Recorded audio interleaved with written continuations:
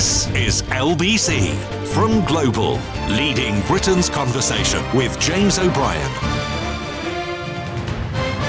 It's 4 minutes after 10, and this is not a conversation about what you want. I think it's important to make that clear, not just to you, but to me as well. It's not a question of what you... Also, be very careful of what you wish for. Johnny's up early this morning. I never thought I'd say this, James, but I'm actually dreading the ultimate demise of the Tory party, but only because I see what the replacement looks like. Open racism, far-right hate, zero checks and balances. The trajectory, of course, paved by the said Tory party. So that's a sort of timely reminder of being careful what you wish for. But there are a couple of things going on at the moment that make it a moment in which I think it is pertinent to wonder whether or not they are facing an existential crisis. I don't remember the last time it happened. It looked for a while like the SDP were going to do terminal damage to the Labour Party, not least because three of the biggest Labour beasts were in the original Gang of Four that set the party up. I mean, popular legend has it that the invasion of the Falkland Islands by Argentina changed the electoral calculus completely because the sugar rush of patriotic fervour that it delivered to Margaret Thatcher and her extremely robust handling of the situation changed the polling, changed the popularity contest that politics often is completely. But they kind of knocked at the door. The Liberals were overtaken by Labour, weren't they, in the early parts of the 20th century? What had been the Whigs, the Tories and the Whigs had been the two big beasts of British politics for generations, and then things changed, largely, I think, because of representation of working people and the rise of the trade union movement, the Labour Party in its infancy being essentially the political wing of the trade union movement. I'm going to start with a quote written by the two senior correspondents at the Beeb in the politics department. And they quote I think a shadow cabinet minister. Yes, it is. A shadow cabinet minister. Could this be like the 1920s where the Liberals got overtaken by Labour? This time, of course, it would be the Conservative Party being overtaken by Reform. And it's very weird. It's one of the reasons why I want to talk about it. Some people have bothered to run a rule over Farage's economic claims, and he's going to make Liz Truss look like Mark Carney. There's no surprise there, right? Of course he's going to make Liz Truss look like Mark Carney. He was one of the most prominent political figures to describe Liz Truss as some sort of economic genius before the wheels fell off the UK economy. So what is he going to do but try more of the same? You've seen his hero Donald Trump having all manner of problems on the other side of the Atlantic. Today alone, being told by his own federal court, or the United States' own federal court, that his tariff plans are not allowed. But that doesn't seem to matter. Kemi Badenoch is disastrous. 7 months she's been there. She, according to, again, the sources that have spoken to these journalists, is the problem. It's pretty bad, says one Conservative advisor. I don't think you would find many of her supporters at all who would either tell you it's going well or that they expect her to be there at the general election. Now, so far, so normal, right? So far, so ordinary. The Conservatives are ruthless in their defenestration of leaders who the rank and file feel are likely to lead them to electoral oblivion. Selfishness kicks in a way that it doesn't in the Labour Party. The Labour Party keeps dead duck leaders in place for far longer than it should do historically. The Tories move swiftly and they move ruthlessly. Never more so, of course, than when they got rid of Margaret Thatcher. But the calculation is always this: we'll do better with somebody else. Ian Duncan Smith never fought a general election because it became clear to his colleagues that they would do better with somebody else. And I think it is actually that simple, that there's a ruthlessness that kicks in and overshadows almost everything else. Would we do better at the next general election with somebody else? And if the answer to that is yes, then it is sandwiches wrapped in a roadmap time for whoever is in the leader's office at that moment. So far, so ordinary.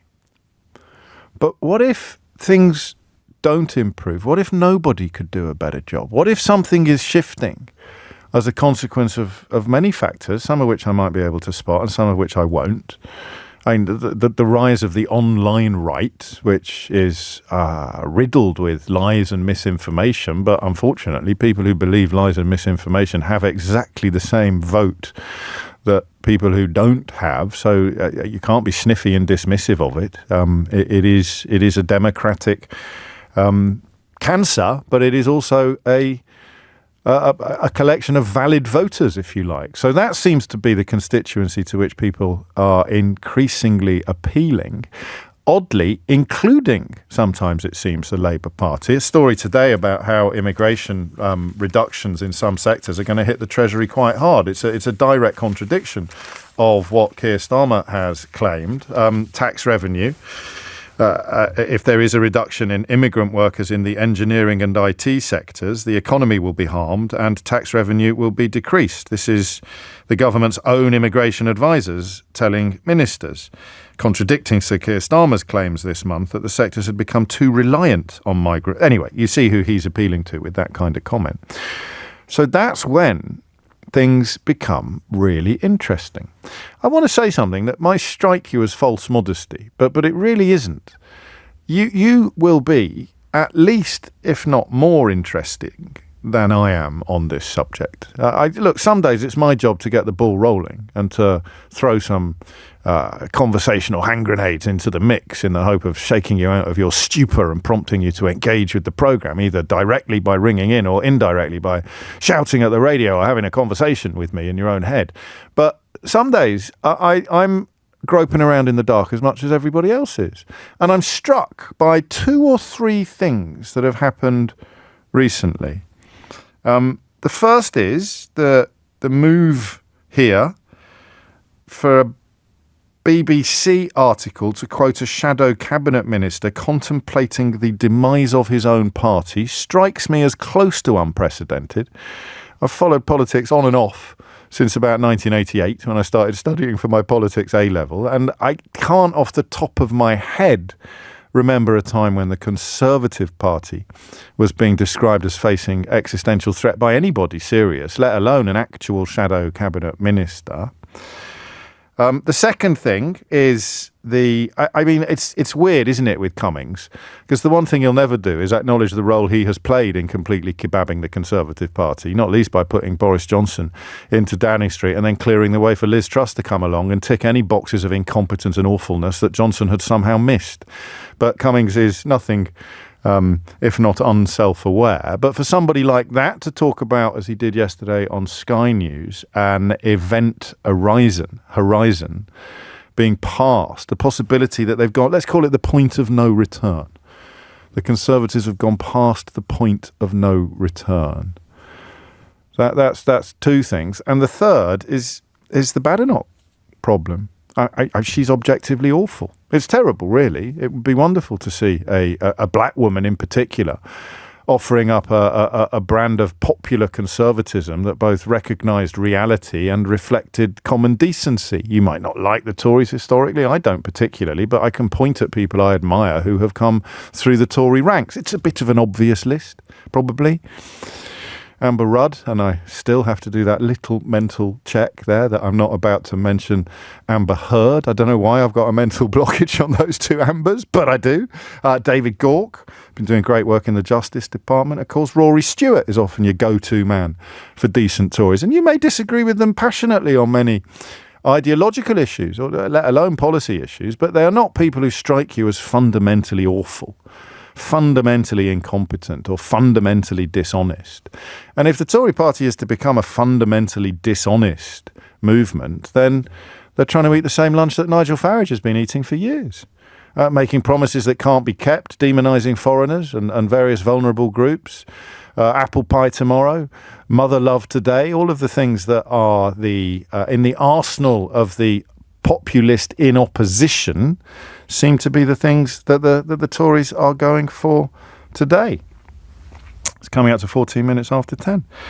And the big stuff happens sometimes without you noticing. You suddenly realise that things don't have to stay the way they have always been.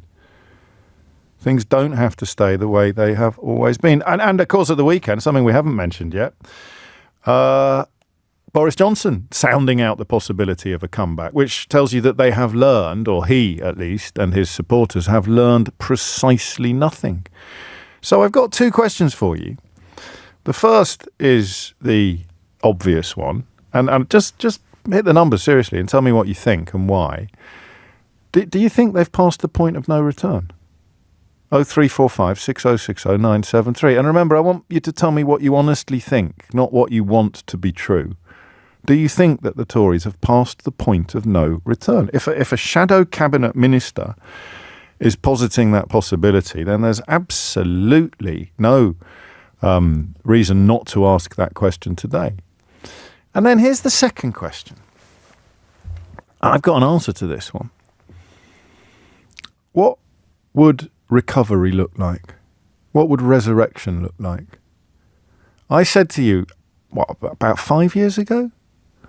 I said to you that I could conceive of a moment where the Tories campaigned on a return or closer ties with Europe. It was so obvious, so quickly, if not immediately, that Brexit was going to be a disaster, that the only question that hangs over British politics, like a sort of sword of Damocles, is the question of who's going to move, who's going to blink first. Keir Starmer doesn't really blink, does he? He winks. He blinks with one eye and leaves the other one open. So, all this talk of closer ties, a deal that is actually moving very much in the right direction, hopefully a youth mobility scheme kicking in, lots and lots of things going on that constitute closer ties, but not actually close enough. The only circumstances in which I can see the Conservative, and this may be me, maybe time to call the nurse, but the only circumstances in which I can see the Conservatives offering up an electoral package that nobody else is offering. So Labour looking increasingly centre-right, Reform hoovering up the sort of populist lies and lazy jingoism, which is always going to be popular when cost of living is high and people feel unloved. So where on earth do the Conservatives sit? Well, Europe has been the defining issue of the modern Conservative Party since the early 1970s. And may it continue to be so. They'd be the ones that actually hit into closer European. I don't know. So there you go. Those are your two questions. And if you hit the numbers now, you will get through. Do you think that the Conservative Party, as a shadow cabinet minister suggests this morning, could be facing the end of the electoral road? Oblivion? Have they passed the point of no return? 0345 6060 973.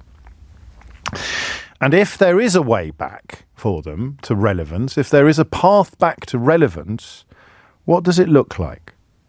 What does that path back to relevance look like? And I'll say it again. I don't have anything to say on this that's more interesting than what you say. We are absolutely equal on this because we pay roughly the same amount of attention to what's going on. We inhabit the same universe. We know the same names and the same characters. And here we are. 0345 6060 973. Centre-right might have been a bit punchy to describe Keir Starmer's Labour Party. Mike's very unhappy with me, and you're probably right, actually. But I mean, you might say passionately centrist. Actually, that may not be fair either. But we're not talking about the Labour Party. We're talking about the Tory Party. Have they reached the point of no return in 2025? And if they haven't, what might the way back look like? It's 1017. The number you need is 0345 6060 973. James O'Brien on LBC. 19 minutes after 10 is the time. Matt's in Northampton. James, the only way the Tories can come back is if they acknowledge how bad Brexit has been. They need to own it. The obvious path is that Genrick takes over, they move further to the right, split the votes of Reform, and then Tory splits in a sort of 20% UKIP, Brexit, even more racist spread. The Liberal Democrats step in to be the more left party, and Labour become your slightly right party, swallowing the more central Tories. Blimey. That's a sophisticated analysis. I don't know, is the short answer, but it feels to me like a moment is being reached. I cannot conceive of a Conservative leader stopping the rot. I don't know what that leader would look like. Michael Heseltine, but as Matt points out, it's much more likely to be honest Bob Jenrick, who, and I'm going to build a little bit of tension for this, and I don't think I've ever said this before, and I doubt I'll ever say it again. He has played an absolute blinder on social media in the last day or two. I mean, truly, an absolute blinder. And his leadership ambitions can be seen from space. But what on earth could he do if he came in to lead the party that isn't already being done further to the right of where the Tories are now? I don't know, but I do know this. It feels like a moment has been reached. If you're a traditional voter, we've had some lovely conversations historically with between you and me, despite the fact that we may not have much common ground in terms of traditional politics. But if you are a Conservative voter, like James, who also raises Brexit, as an ex-Conservative voter who last voted for Cameron, I'll only return to the fold once they have a leader who says that Brexit was a disaster. And that day still seems a long way off. But if you've only ever voted Tory, and there's nothing wrong with that. I've only ever voted Labour in general elections. But if you've only ever voted Conservative in general elections, or if, as near as damn it, you've only ever put your cross in the Conservative box, I think you go to the front of the queue this morning and get the first invitation to answer the question of whether or not your party is toast. And, of course, we haven't looked at the why of it. Why is it toast? Why has it collapsed so quickly and completely? I got a horrible feeling that a lot of the people responsible for the quickness and completeness of its collapse will be the first to sharpen their knives and usher in a new dawn. But we will see. 22 minutes after 10 is the time. Raymond is in Falkirk. Raymond, what would you like to say? Good morning, Mr. O'Brien, sir. How are you? I'm very well. What's on your mind? Well, just basically, the question is, the first question about the Tories, they're completely gone, kaput, finished.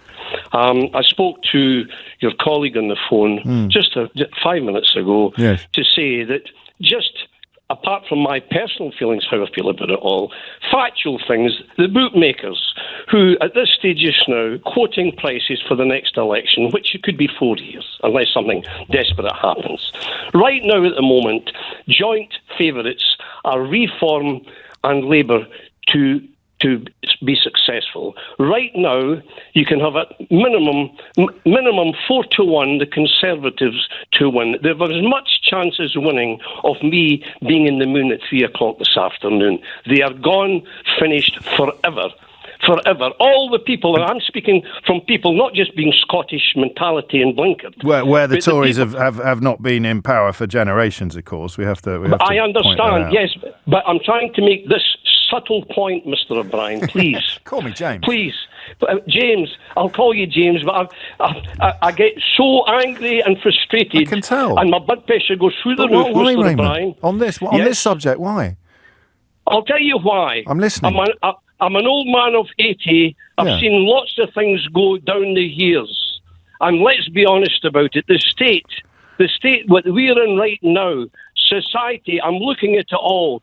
The standards of everything I appreciate and respect has completely sank through the roof.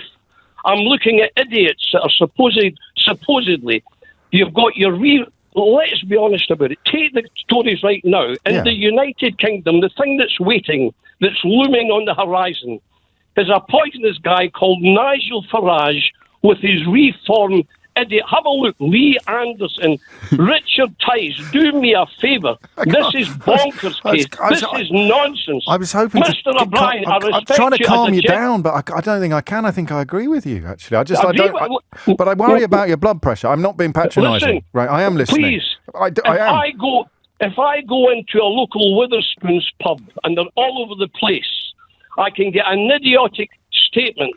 Willie knows what he's talking about, and Farage is the guy, and Donald Trump. I am listening to, there's people, senior people in Carstairs, which is it's an institution for mentally deranged people. Be a bit careful. I mean, I do genuinely. I don't know if I can say calm down to you. That might make things worse. But there's two. Can you calm down? Well, you have to calm down, Mr. Raymond. Seriously, this is becoming a medical issue rather than a political one.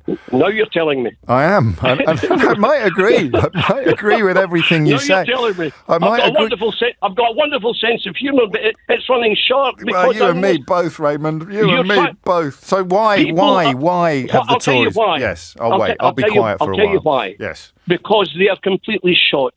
Let's just take this area. I'm not trying to make it Scotland, England, please, but just for a second. In Scotland, all we have up here. Look, I'm trying to be as quick as I can. And no, you fill your boots. Seriously, I'm not going to say goodbye to you until you feel that you've said all your bit. Your spleen is vented, Raymond. You could finish at 2:00 tomorrow. What I'm trying to say is, just for one example, up here we have Celtic Rangers and its religious thing. Yes. The majority of the Rangers supporters are Tories. Now the Tories are going nowhere, and the only place they can go. This is only one area, small area up here. They are now joining Reform, and they're singing the praises. And it's like a part of a Scottish whatever cult. And down south in England, this is my main point. Who have we got? We have the Tommy Robinsons, the Paul Goldings. We have GB News. We have all these idiots as presenters. This is no longer the Daily Mail and the Daily Express. We have got GB News, and we had Talk TV. Look at the idiots that are presenters. They're all ex-UKIP. They're all ex-Labour. We had Jonathan Gullis has now got his own programme. Gullis. No, he doesn't. Yes, he does. You're winding me up. No, wait. How can I tell you a lie, Mr. O'Brien? I'd follow you. I'd follow you over the top, I think, Raymond, this morning. So I'm going to take your word for it on that one. I'm over the top. Is there any way back? No chance. They are kaput. Have a look at Kenny Badenoch. She looks like one of the Apple's daughter. For goodness sake, she'd be better playing the piano. Have a look at them all. Each one is more idiot. And have Robert Jernick. Robert Jernick. Robert Jernick. Go on. Swastikas are us, Mr. O'Brien. He's what? Swastikas are us. That's a little bit strong. I mean, I don't think you can call him a Nazi necessarily without... Well, he looks like one. What do you mean he looks like one? Don't spoil it, Raymond. You're on fire at the moment. What's a Nazi? Sorry. That's a Nazi look. He can't. It's not. I mean, anyway. Well, no. Let me explain that. Please, no, don't. Let's just scratch the swastikas and leave everything else in place. Right, but please. I will. I was being rather flippant when I say that, but yes. The point is, it's like some of these so-called pictures from the war, and somebody that looks like, and they say he plays the part well. That's the point I'm trying to make. And he's doing populism now in a way that is quite potentially effective. I wonder whether we actually all need to be a bit more Raymond, because I can get very angry about things, but my anger began to dissipate oddly when I delivered the manuscript to my last book, and that's not a plug for the book. It's just that's how I get my feelings out, like you've just got your feelings out on the radio. But it's actually, good to talk to you, Mr. O'Brien. It's great to listen to you, Raymond. It's great to listen to you. But actually, I don't know that. I mean, blood pressure notwithstanding, I don't know that I should be telling you to calm down, because the only truly patriotic position now is fury. Yes, potentially. You're right. Well, next time we'll talk about the Labour Party. No, but please, could I just say one thing? It's not so much fury. I'll tell you what it is. What? We're using Marquis of Queensberry terms, boxing terms, to fight a gang. In a knife fight? Yes. I wrote that line. I wrote that line, Raymond. Okay, I'm sorry about that. No, it's great. It's got halfway. It's got all the way to Falkirk. I wrote it in the Times Literary Supplement about nearly 10 years ago. It's a great line, isn't it? Turned up for a knife fight with a pair of battered boxing gloves and a tattered copy of the Queensberry Rules. Yes. You're a legend, Raymond. Thank you very much, Mr. O'Brien. I'll take that as a compliment. And please call me James. Okay, James, have a nice day. You take care. It's 10:30. Needed that, actually. Who knew? Who knew that we all needed Raymond in our lives this morning? I'll get him onto what he thinks of the Labour Party next time, although you might want to take cover, I sense. But he subscribes pretty powerfully to the notion that the Tory Party have gone past the point of no return. It hasn't left an awful lot of room for disagreement, but you are, of course, welcome to. And the thing I'd really like you to do is tell me two things. Why? Why has it gone so badly, so wrong? I mean, Boris Johnson's massive majority was in 2019. It was 6 years ago. It looked like they'd be doing laps of honour forever, unless you understood Brexit, of course. But still, a lot of people thought they'd be doing laps of honour forever. How has it gone so wrong so fast? 03456060973. And crucially, is there any way back? Hit the numbers now, you will get through. Thomas Watts is here now with your headlines. James O'Brien on LBC. It is 33 minutes after 10, and congratulations to everybody who's joined me in realising that Everybody Loves Raymond. That much-loved television programme deserved a mention towards the end of that last call. Better late than never, eh? Well done, Dave. I think you were first. I used to pat myself on the back quite a lot. Well, that's just true generally. But my predictive powers were never, it never involved ESP. They were never clairvoyant. There are quite a few of us who understood stuff. Me, because I got the right people to explain it to me. You, possibly, because you were paying more attention than I was for longer. But we were able to predict what would happen, so that there was no shock when Brexit ended up costing the country billions, and when it turned out that they didn't need us more than we needed them.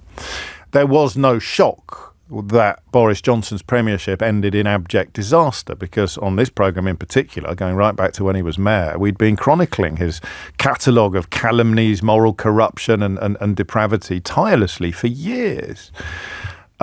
And there was no shock when Liz Truss turned out to be an absolute disaster, because we were among the first places to properly point out the idiocy of having secretly funded lobby groups masquerading as think tanks, essentially putting politicians in their pocket and determining policy, as happened with her, to the point where they actually boasted about having done it. So all of that was predictable. And we've been pretty good at pointing out how bent most of the media is, particularly on those issues. Yeah, in fact, on that sort of holy trinity of hopelessness, Brexit, Johnson, Truss, you can line up all the Daily Mail commentators, all the Daily Telegraph columnists, all the editors, even the odd LBC presenter who are four square behind Brexit, Boris Johnson and Liz Truss. The bit I didn't see coming is how one of the people most responsible for all three of those things, or even if you don't want to focus on an individual, the bit I didn't see coming and really should have seen coming was the bit where people thought, oh, we just need to do it again, but harder. We just need to do the same thing again, but harder. Do you remember when I told you about those scam operations?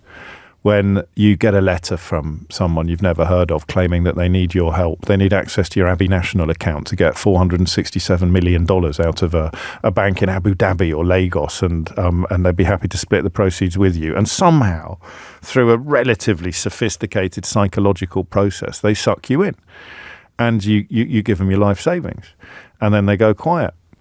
And then a year later, or 6 months later, this is the bit that I always found extraordinary, you become more likely to fall for the second bite than you are for the first.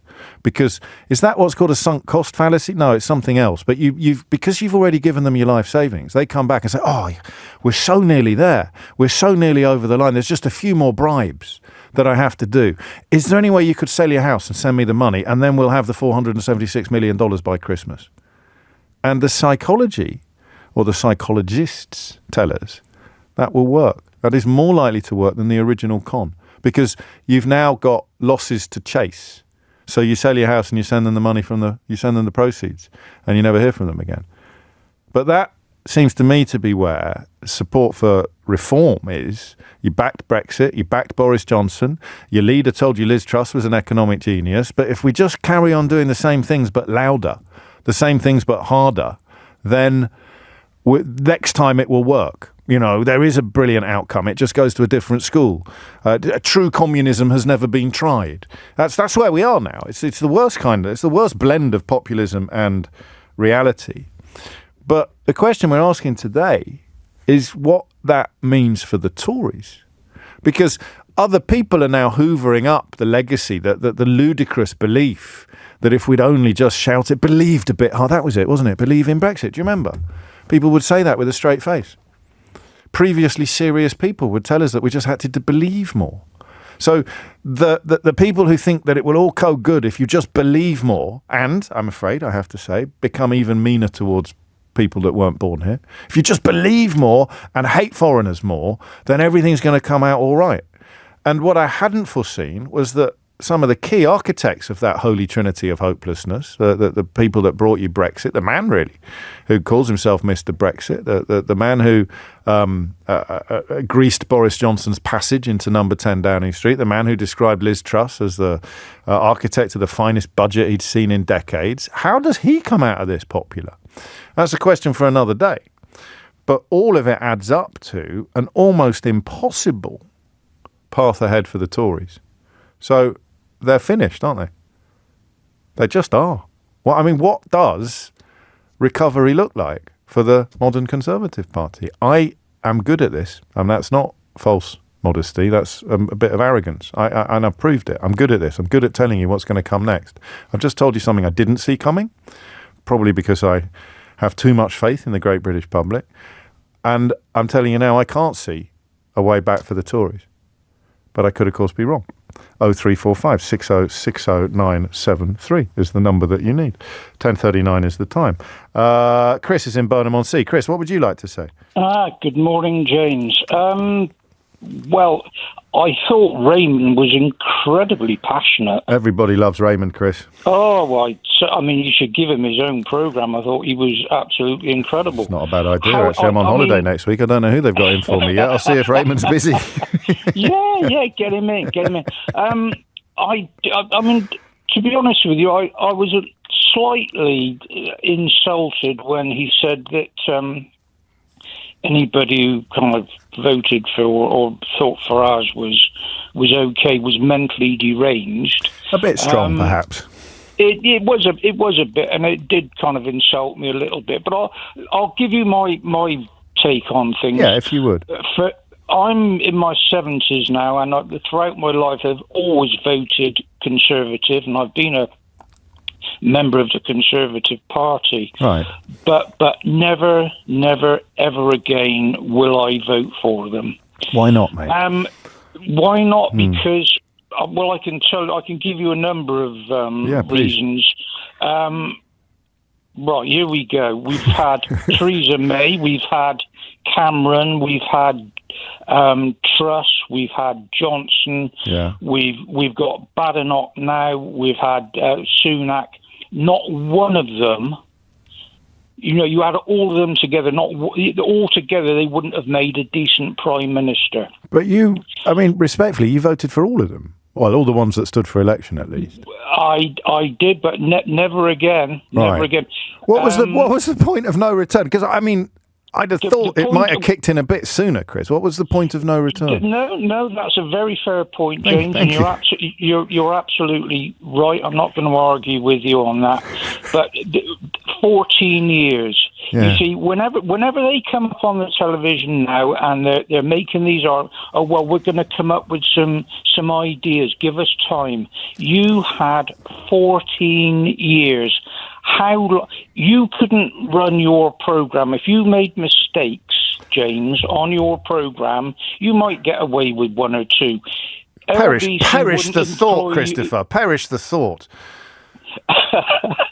But you're right. But this is why I'm pushing you towards the point at which you realise there was no way back, because you voted for Sunak. Did you vote Tory at the last election? Did you vote?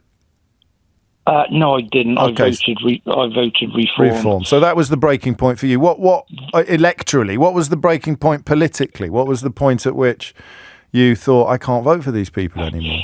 Well, you must have something to do with it, James, because I didn't. Not if you voted Reform. Not if you voted Reform, mate. No. I'll tell you. But I just want to know when, and I want to know when you realised that that the Tories had lost you forever. Boris Johnson. But you voted. Okay, no, I'm not going to bully you. Yeah, Boris Johnson, because he messed up he messed up Brexit. he basically lied. I remember seeing a programme on the television, and all sat round the cabinet table, and Johnson's banging the desk saying, 40 new hospitals, what are we going to build? And like a load of sheep, they're going, 40 new hospitals. Yeah, I mean, in some ways that was old-fashioned politics. Lots of prime ministers have made promises that they couldn't keep, but Johnson broke something. It's why it's so odd to see them talking about a comeback. And you don't think that that Mr. Farage is just sort of Boris Johnson Mark II, clearly. Yeah, it's crazy. The other thing is there's just been a poll out, and this will tell you just how low the Conservatives have sunk. Who do you want for the Prime Minister? Well, the latest poll I've seen is Farage 28%, Keir Starmer 24%, and then we go down and we get Johnson, I think, is 10%. And they're still talking him up. They're doomed, aren't they? I know. They're crazy. I mean, the polling I saw this week actually does the head-to-heads, where it is Starmer versus Badenoch, Starmer versus Farage, Starmer and Ed Davey versus... And Farage actually gets knocked into a cocked hat on all of them. So we're in an interesting political time, Chris. But one thing is certain, the Tories have lost you forever. There's no way back. Robert Jenrick comes in and starts doing a Nigel Farage tribute act. That wouldn't tempt you back into the fold? Not a chance. Not a sausage. He's got no substance at all. Not only that, James, but they just don't have the quality of politician.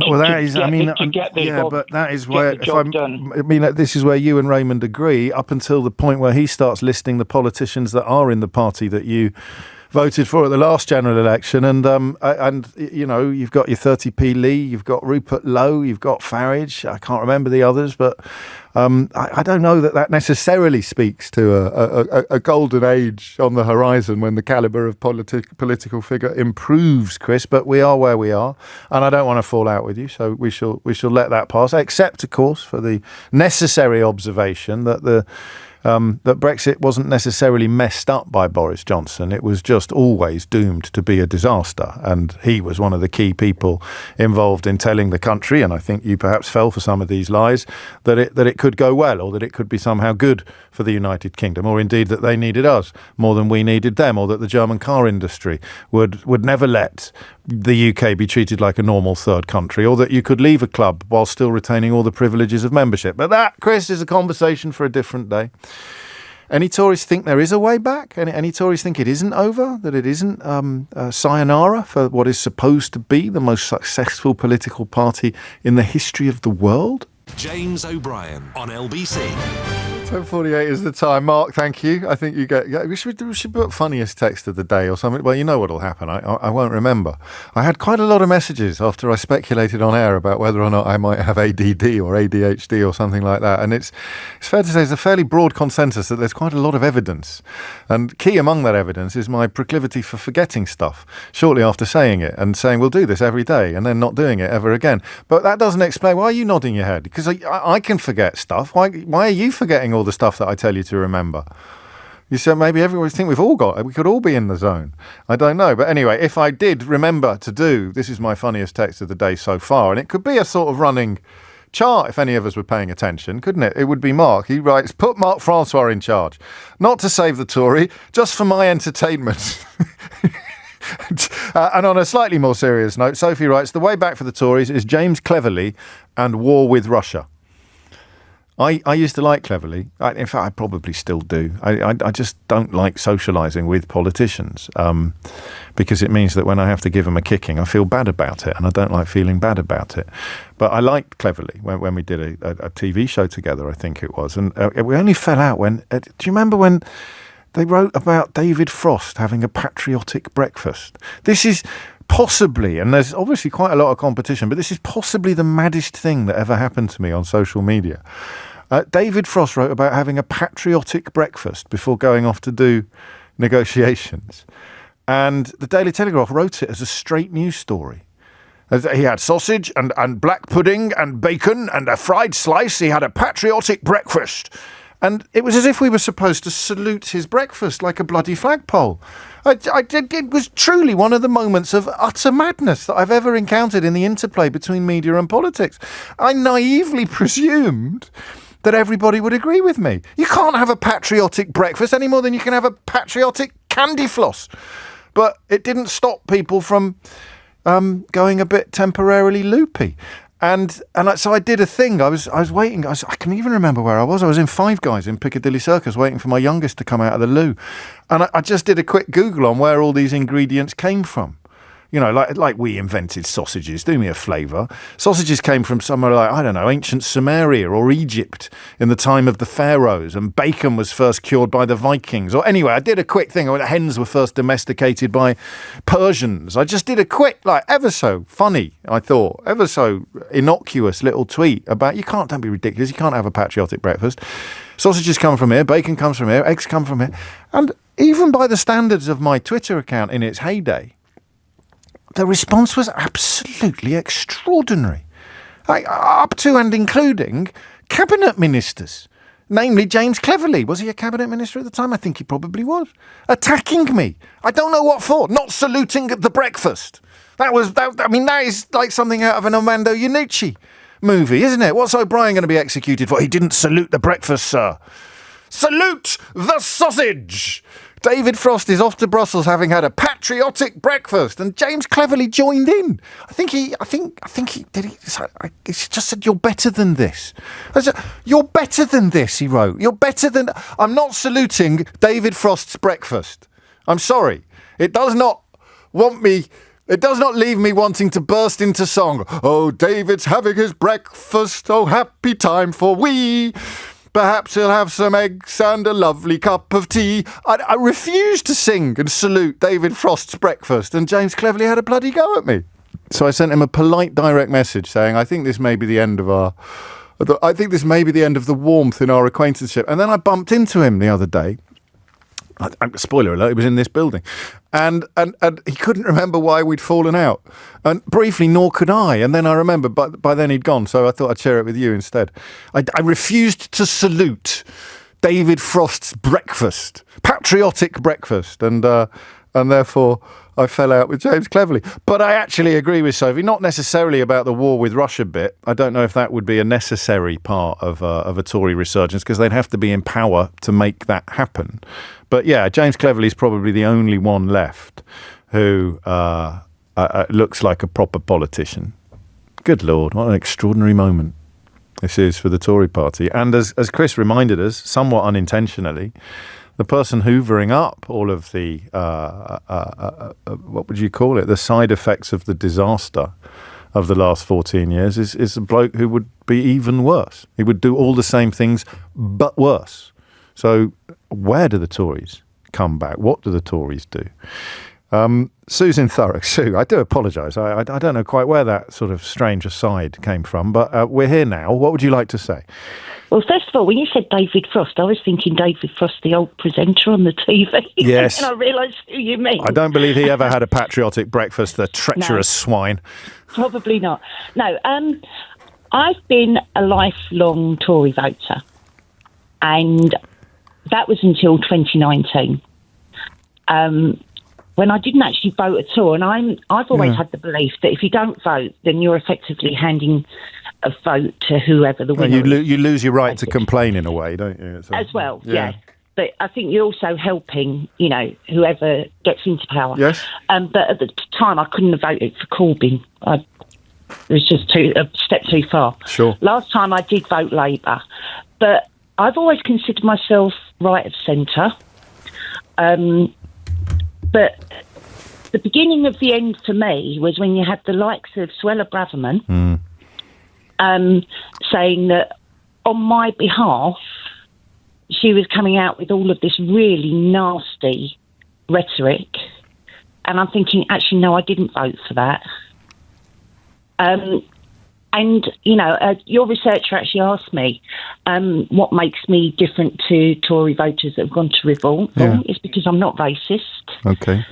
I mean, a lot of them would say they weren't either, but we'll wait until we're talking to them to examine the receipts, as it were. Yeah, and the lies. But, sort of, as I say, part of the beginning of the end for me was when they sort of actually started going into this clickbait and blaming, sort of anybody but themselves for their failures. Yeah.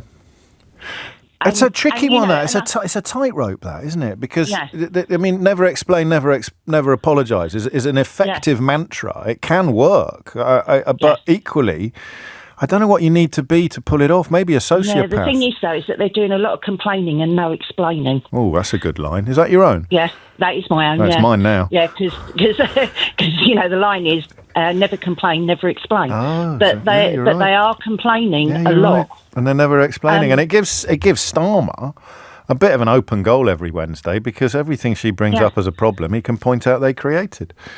Or that they did nothing about for the last 14 years. But Precisely. I do believe that there's a lot of Tory voters, like myself, that are bit right of centre and maybe feel like, we haven't got a political home anymore. Because you're not obsessed with immigration. Exactly. And, and my fear is that if a lot of those don't actually bother to vote anywhere, that gives reform their toehold. It waves in the even more extreme alternative. Yeah. So the breaking point for you was Suella Braverman's period as Home Secretary, when she was essentially accusing anybody who wanted the IDF to stop killing babies in Gaza of supporting Hamas. Yeah, that, and also, I mean, you sort of mentioned James Cleverly. I thought he was okay. Yeah, me too. Until we had Breakfast Gate. Well, for me, it was when he was joking about drugging his wife. Oh, I'd forgotten about that. Yes, that was very unfortunate, wasn't it? On the day when they were sort of bringing in the date rape. Yeah, it was a Rohypnol joke, quotes joke and joke. What about the Liberal Democrats? Why don't they pop up in these conversations as much as they should do? Well, the thing is last time I was going to vote Liberal Democrat. Yeah. Because I quite like Ed Davey. Yeah, me actually. too. Yeah. But when I was actually looking at the ballot paper, my Liberal Democrat candidate had sort of bounced all over London, sort of seems to think that Farage is in Greater London, and it's not. No, perish of thought. And, and sort of just desperate to get elected, and sort of had no sort of thing. So I ended up voting Labour. I do actually think it's the best thing that I actually did, because our Labour candidate, MP, absolutely brilliant. She's out and about, and she's talking to the people of Thurrock, which is more than her predecessor did in 14 years. That's good to hear.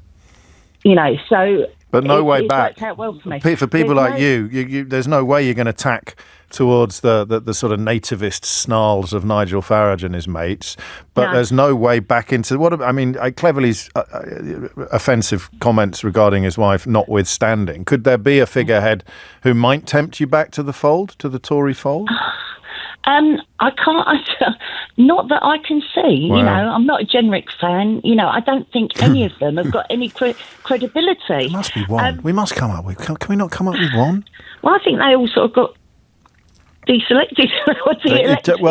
Cummings chucked them all out in 2019. All of the decent ones. I always reflect upon Philip Hammond, not a politician who inspires particular passions in either of us, I suspect, Sue, but to go from Chancellor of the Exchequer to being deselected by your own constituency party in the blink of an eye I think that was the beginning of the end, actually, wasn't it? Now we look back. It's and I just feel so let down. I feel really sad about it all, actually. Yeah, I can see. Your earlier caller was like really angry about it. Raymondo. I'm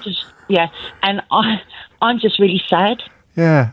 I respect both of those emotions, and I completely understand them both as well. Because you're coming at it from different angles. You're coming at it from buyer's remorse, and he was coming at it from a sort of bystander's fury, and they are both completely valid positions. Is Ben Wallace still in Parliament, or did he leave at the night? No, he's gone. So all the names you're sending me, they're not even in the game anymore.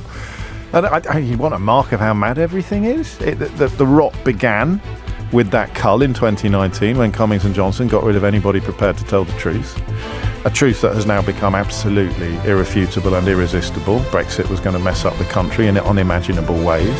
And yet, of course, the people punting the lie that there is a brilliant Brexit, it just goes to a different school, or that we were right to support it, are somewhat on the march. Tobias Elwood, is he still in the Commons? I can't remember. It's not looking good for them either way. James O'Brien on LBC.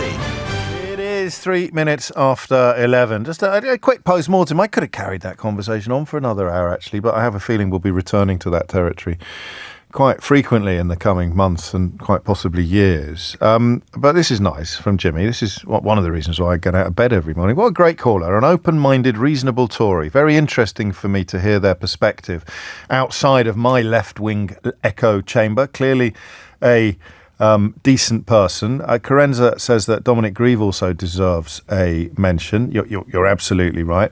A few of you picking up on this point that Helen makes. Rory Stewart, James, I reckon he could start a revolution. He couldn't even run for London Mayor.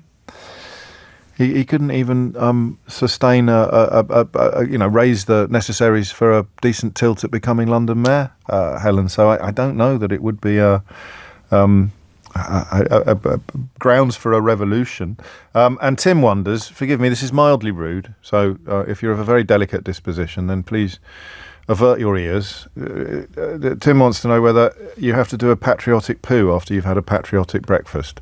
And the only man who can answer that question, Tim, is currently sitting in the House of Lords, a position he received as a reward for presiding over one of the most cack-handed acts of diplomacy and negotiation that this country has ever endured. Anna Soubry, writes Andrew, she's not in the House of Commons anymore. She's back working as a barrister. I think she was part of that cull in 2019. So, that conversation could have continued today, but will indubitably continue at a later date. You still don't play with me in the way that I think you should, you know. Because there's nothing really in the news today that prompts that. There's no vote of no confidence in Kemi Badenoch. It's so odd.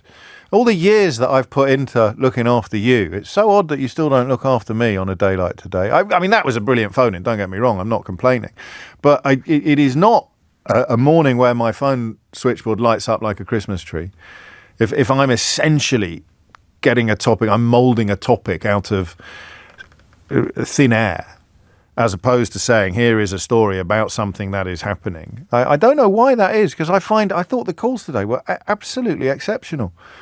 And really insightful, and that's why I love those topics. And yet, oddly, the queue is generally not quite as long as it will be on other subjects. 6 minutes after 11 is the time. I don't know how long the queue will be on this subject. I realised some time ago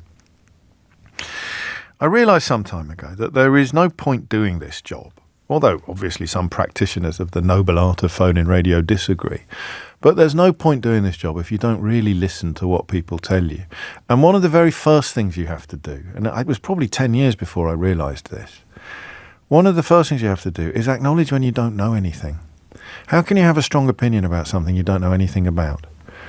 We had a call, didn't we, a couple of weeks ago, that was the distillation of that problem. A caller who said to me with a straight face, I often get into trouble because I have very strong opinions. And so I asked him to justify his opinions, and he said, well, I don't know. I'm not an expert. I don't have any answers to your questions. And I just thought, how can you have very strong opinions and no understanding of the issue? It feels as if that's the constituency that everybody's fighting over at the moment. People with very strong opinions, but no actual understanding of the facts. And it's a weird job, this, because in the traditional context, you are supposed to have strong opinions about almost everything. And when I started doing this job, I kind of did. So I think I would have used, in the context of a conversation about young people who carried knives, I would have used the word scrotes a lot. I don't know if you were listening at the time. I used to be very fond of the word scrotes. Now, why is scrotes such an effective word when you're discussing young people who carry knives? There are 2 or 3 reasons for that. The first is it actually dehumanises. That little scrote, scumbag. It dehumanises this person. They cease to be a human being with agency, making decisions for complicated and sometimes even sympathetic reasons. They are just a scrote with a knife. And that is very much the position I would have taken 15 years ago, or when I first started doing this. A scrote with a knife. How do we get them off the streets? Bring back the birch. I never would have said that, but I would have taken a caller who did. Scrotes. So it dehumanises and it oversimplifies. How do you deal with a frightened 9-year-old? And I'm not using that age by accident. How do you deal with a frightened 9-year-old who started carrying a knife because he believes he's in a kill or be killed situation? Oh, just bring back the birch for little scrotes like that. Do you see what I mean? You wouldn't. If you were sitting in front of a frightened 9-year-old who carries a knife, you wouldn't use the language of scrotes and corporal punishment. or hang them and flog them, or whatever the modern equivalent may be. So it dehumanizes and it oversimplifies, but it also alienates. Because if you open your newspaper or turn on your radio and hear knife crime being discussed by somebody who doesn't think you need to understand things in order to justify a strong opinion, someone who's never stopped to wonder how on earth a 9-year-old or a 10-year-old or an 11-year-old could pick up a knife, then you have a conversation that I wish was merely pointless. I wish it was a merely pointless conversation. But of course it's much worse than pointless. It actually disseminates those things that we just identified. It makes the oversimplification of the issue more commonplace, more widespread. And it makes the dehumanizing of the humans involved, the individuals involved, the young people involved, more popular. That the more it happens in public discourse, the more people sign up to the idea, A, that these people are subhuman because they carry knives, and because the prospect of being confronted by someone carrying a knife is fundamentally frightening. We are all primed to buy this notion. They're scum. They're not like us. They're subhuman. They're scrotes. And we buy into the oversimplification. We buy into the idea that it is easily fixed by somehow being stricter. Not that you need to listen to people to understand why they do what they do. I won't say that word again, I promise. A few of you are a little unhappy with it. But it was a word I used a lot on the radio. And I think that's why, looking back, I think it allowed me to dehumanize the people doing it, to take call after call after call from people who had never lived in a world where knife carrying was endemic, never lived in a community where knife carrying was endemic, but had very strong opinions, and learn together precisely nothing. But, as I've explained, probably make things worse. My relatively new colleague here at LBC has undertaken an extraordinary investigation. You can read about it on the LBC website. It's Kill or Be Killed. Well, actually, use the app, for goodness sake. What's the point of having one of the coolest apps in town if you're not going to be accessing your news through that? So Andy Hughes, our crime editor, and Connor Hand, our sort of all-round good guy, have written this article up. But it's Andy's investigation, and he's been speaking to young people who carry knives. And it's an extraordinary report. But what is also extraordinary about it is that some people listening to this program now will be utterly unsurprised by everything in it, and other people will be profoundly shocked. And we live in the same country, and you listen to the same radio program, and you're about to receive the same invitation to contribute. But what I don't think we'll do is take very strong opinions from people who have no knowledge or understanding of the issues. I'm going to do it in this order. First, I want you to hear Andy speaking to the mentor of a 9-year-old who was caught carrying a knife in school. I'll say that again. A 9-year-old boy who was caught carrying a knife in school. He said to me that he'd carry a knife to protect himself, because in his mind it was kill or be killed mentality. He's 9 years old though. I know, but in his mind it's like, they can't get to my brother, they get to me, but I'm not allowing them to kill me. So if I've got a knife, I've got a chance of killing them first. And so he was willing to use the knife? Oh yeah, 100%, to protect himself. His older brother, a gang member, had been jailed, and he felt that his brother's enemies might try to hurt his brother by hurting him. They couldn't get to him, so he felt that he had no choice but to be prepared to use a knife if people came to him. If that lad survives until the age of 18, he may sound like this. 18-year-old former gang member, also speaking to Andy Hughes. This kid, he must have banged like a knife in, but it wasn't like normal knife. It was like one of them big, like zombie knife. One of them, not machete. A zombie, machete, like the red. Brought machete into school. Yeah, like the red machetes. Cars pulled up outside the school and that, and like started ramming the gates and that with their cars. Why do you think there's this culture now of kids just thinking it's normal to carry a knife? They've seen social media and they think it's normal. That's interesting. And finally, a head teacher of a secure unit for young people.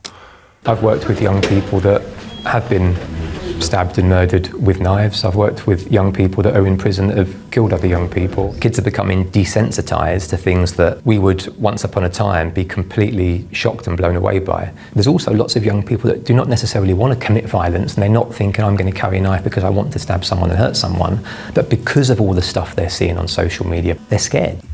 That's really interesting. It's a new dimension to a conversation that we've had many times on the programme, because I was introduced to the concept of carrying a knife because you're scared, not because you're aggressive and angry and want to hurt someone, but because you're scared of someone who is aggressive and angry and wants to hurt you.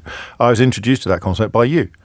It was only because I realised some years ago that there's no point inviting contributions from people with strong opinions and no understanding or knowledge. If you want to learn stuff, you can still make popular radio that way. It's great. Q for the ghost train, Q for the Speak Your 8 machine, all that stuff. But you don't learn anything.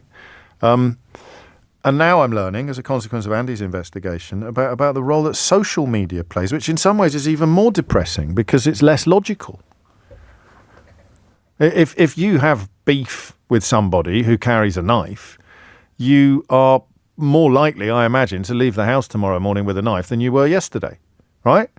But if your fears are born of things that you're seeing on social media, I mean, remember, it won't be complete strangers. It will be involving individuals, areas that you know, then you are also now more likely to leave home with a knife.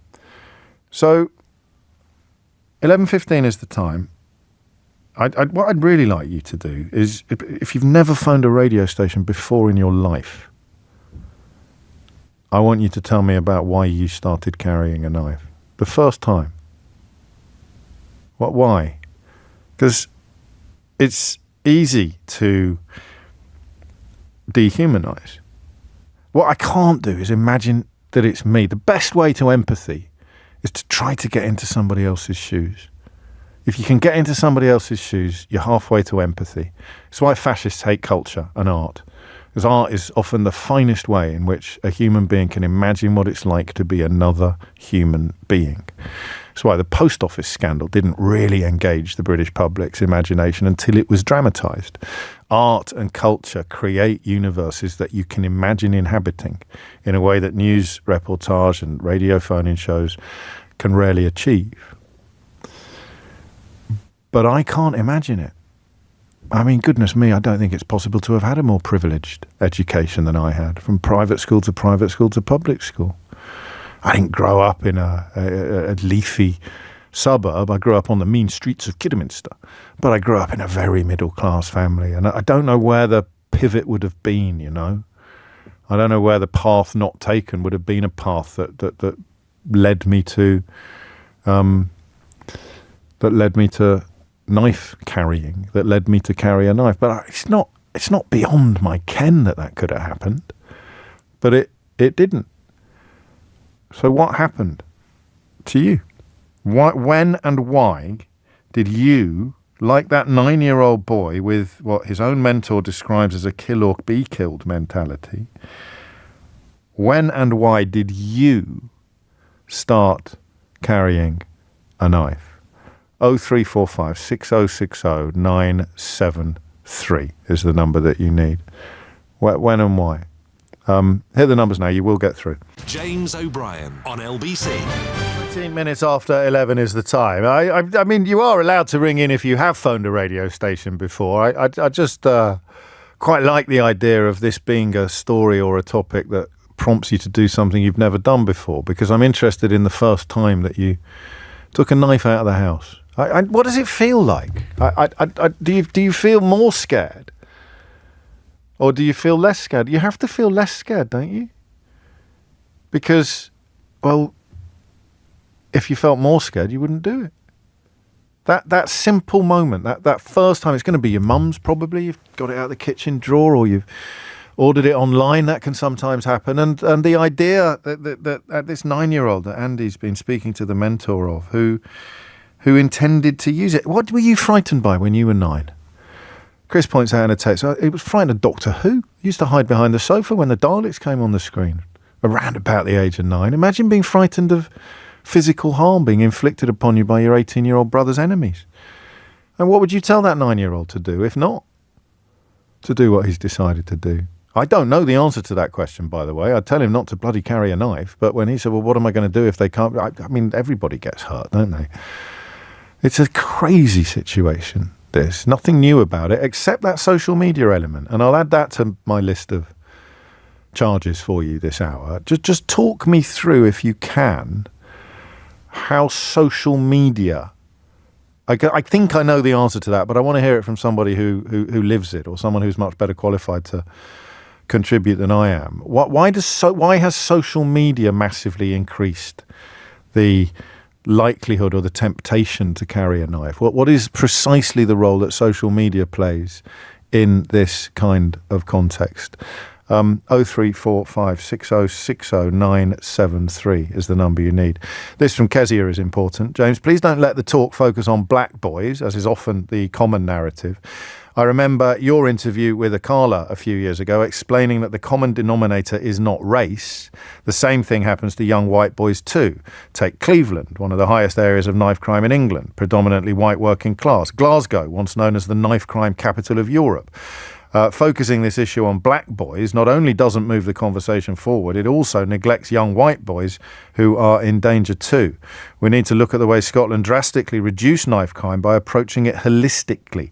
I would love to hear a clip from that interview this hour. It was so important. That was a long time ago, and it was actually, I recorded it for a different platform. But I mean, Carla's comments and work in this field is extremely well documented, and he points out the third thing that perhaps dehumanizing achieves, particularly when you introduce an ethnic element, is the oversimplification of it becoming a race-based issue when it's a poverty and crime-based issue. The West Midlands now is the crime capital of the United Kingdom. So much of online commentary in this field is directed at attacking Sadiq Khan for being brown that you could be forgiven for not knowing that the West Midlands, which of course had a Tory mayor for most of the last few years, has developed a reputation as the knife crime capital of the United Kingdom. So it's not unique to any community or any locale, but it is increasingly commonplace, and these children are getting younger. 22 minutes after 11 is the time. Why and when did you first start carrying a knife? Or maybe introduce parents into the conversation. When did you realise that your child was? When did you realise that your son was carrying a knife, and what did you do about it? I'm always looking for new ways into this conversation, because it can become hackneyed and predictable and cliched. And and I know that when a kid dies, when a kid is killed, stabbed to death or horribly injured, parents are utterly, utterly heartbroken. The middle class temptation is to think that they could somehow have done more. They could have played a more meaningful role. They could have been more aware of the problems that their child was facing. But how many of us know for sure what our 13-year-olds and 14-year-olds are doing of an evening? How many of us have any real certain knowledge, certainly by the time they get to 15, 16, 17, of what they're up to? So from both sides of the family divide, I want to know why you did it, and I want to know what it's like to find out that your child was. Okay? 0345 6060 973 is the number that you need. Let's start in Leeds. Dave's there. Dave, what would you like to say? James, I'm a big fan of yours. Thank you, mate. But you're talking about the carrying knives through fear. Yes. So in mid-90s, I was about 19, 20 years old. Mixed race guy. Quite a lot of racism around in them days. Yeah, still is. Oh, it's even worse now. But it was some abuse or threats. Time you could just buy a knife from market. There's something wrong with your phone line. I don't know whether that's just kicked in since you came on air, but it's we're going to try and fix that. It's clicking It's clicking in and out a bit. Johnny picks up on my point about empathy, writing the far right hate the left because they employ empathy, and the far right lack the capacity for empathy, so they deride and mock empathetic understanding. I think I feel a woke watch coming on, and I've got a rather good one for you today. I abhor the idea of knife carrying, but as a youngster, I was jumped on in an unprovoked attack by a gang. It ended up as a police matter. I knew those involved. I think it was relatively unusual back then, and it's more commonplace now, but it stayed with me, that feeling of helplessness. For a year, I scanned my environment every time I left a building or a car. This is actually a study in empathy, and I appreciate it, because you are imagining what it would feel like to be somebody else. Even now, he writes, I relive the attack. It stayed with me, the helplessness. Carrying a weapon is obviously born of fear for many individuals. It's very much a prospered position to not understand feeling the need to protect your actual physical safety. Let's go back to Dave. Dave, I think that's a better line. So you're 18, 19 or 20. There's a lot of racial abuse around. And what did you do? What happened next?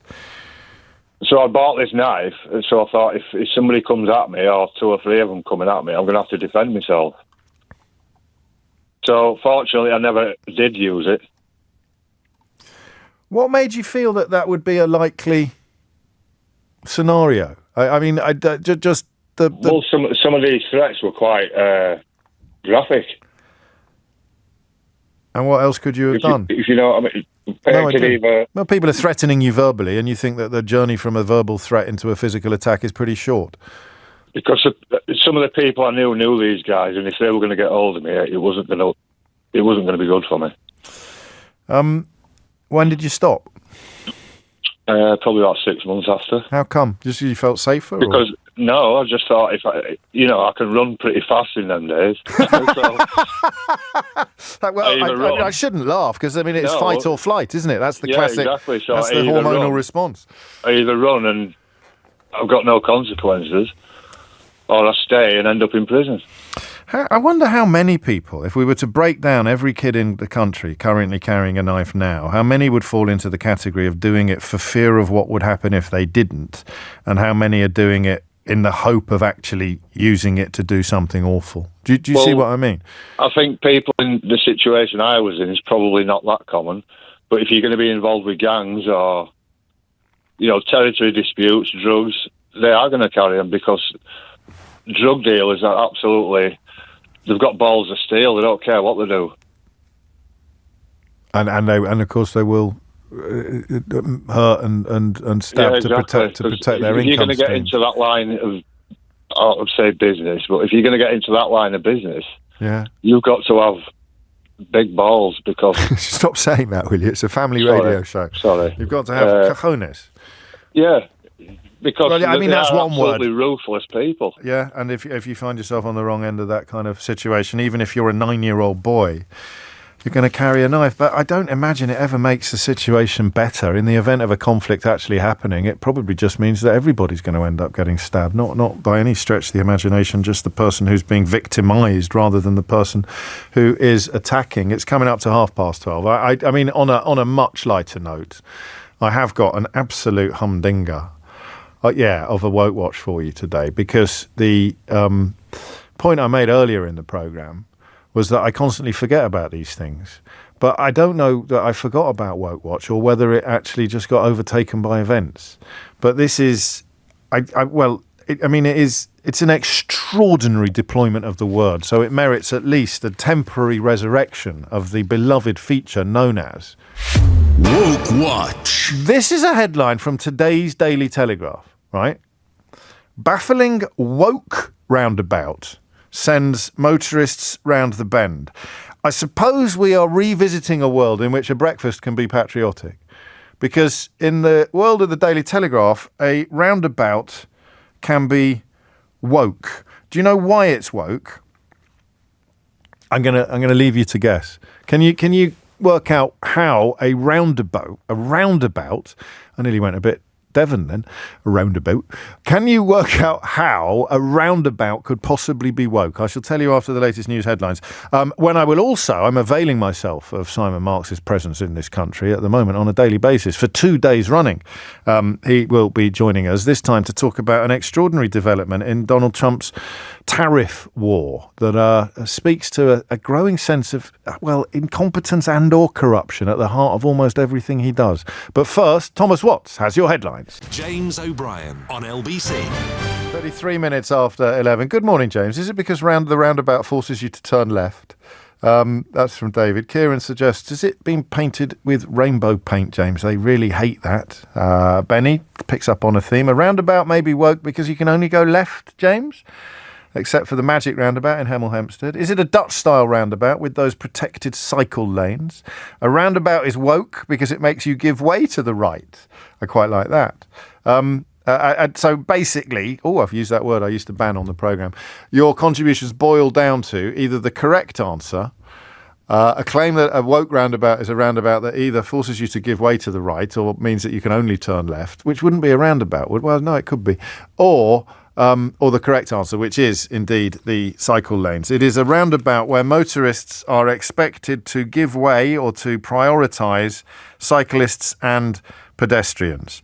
The things people get angry about, it's partly why I never do motoring issues, because if you need the definition of a subject where people have strong opinions and absolutely no ability to explain themselves, then motoring up to and including road rage would probably be that. But this is indeed the Hemel Hempstead in Hertfordshire roundabout, including a dedicated space for cyclists that keeps them away from motorised vehicle traffic. Down with that sort of thing. And that, ladies and gentlemen, is our first, but hopefully not our last, woke roundabout. Woke Watch. Simon Marx is here. For a number of reasons. Firstly, I just don't like seeing him loitering in the corridors with nothing to do. It was either get him in or go send Keith upstairs to buy him a sandwich. But also because I have failed. I tried for probably the first month to keep up, to actually chronicle all the major moments, all the things that Donald Trump is doing in Washington. I mean, we are in London here. You're usually in Washington, so you're going to be much closer to the action than we are. But that is what they do. They overwhelm you with events, with occurrences, with actions until the point where you can't really see the wood for the trees. But you have to keep trying, and that is why I grab Simon Marx whenever I have the opportunity and drag him into the studio, because it's the tariffs today that are falling to pieces. He doesn't have to back down this time because the court have essentially slapped him before he did. Yeah, I mean, I think, James, it is almost impossible to overstate what the court in Manhattan last night did. This International Trade Court, it is a US federal court, a 3-judge bipartisan panel, and unanimously they said to Donald Trump, you did not have the legal authority to do what you did on Liberation Day. Remember, April the 2nd, he walked into the Rose Garden of the White House, engaged in that kind of Eurovision Song Contest presentation of his reciprocal tariffs, revealing nation by nation, percentage point by percentage point, the impact that his government was about to have, devastating impact on economies all over the world.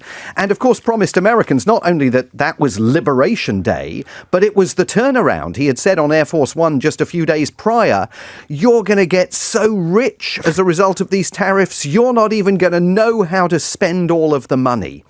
And this 3-judge court last night said, sorry, mate, America's not actually a dictatorship. You do not have the legal... They didn't say yet, did they? They didn't say yet. We can say yes. Right, exactly. You didn't have the legal authority to do what you did under the terms of the law that he cited, the International Economic Emergency Powers Act. Yeah. It's a 1977 law that was designed to regulate the economy during a time of absolute national emergency. And Donald Trump has grabbed that law and used it as justification, saying that we are under economic attack from countries all over the world that have spent decades ripping America off. I need to use these extraordinary powers to impose these tariffs. And the court has said, sorry, that's not permissible. Only Congress has the authority to impose and regulate tariffs. You don't get to do this by signing an executive order in the White House. And this is a stunning decision, it's not clear that the White House was ready for it yesterday. They immediately launched an appeal against it. And of course, like so many other legal rulings that have gone against the administration, this is a big one, and it's going to set the stage for the ultimate showdown between Donald Trump and the courts, whether it's on tariffs, whether it's on his decision to use the Foreign Alien Enemies Act of 1798 to engage in mass deportations, on a whole array of issues, the shutdown of government departments, the firing of hundreds of thousands of federal workers, many of which have been overturned by the courts. All of these cases are now heading down parallel paths to an ultimate showdown with the judiciary. And as you and I have discussed before, the ultimate story of Donald Trump's second term in office will be determined by whether he adheres to court rulings or simply steamrollers them. Judiciary, academia, media. You can't be a fascist, you can't become a dictator unless you've got all three of those phenomena dancing to your tune, and he's trying his damnedest to get all three of them in position. Yeah, and what is so interesting about this court decision is that essentially the court is saying, you've done these tariffs the wrong way.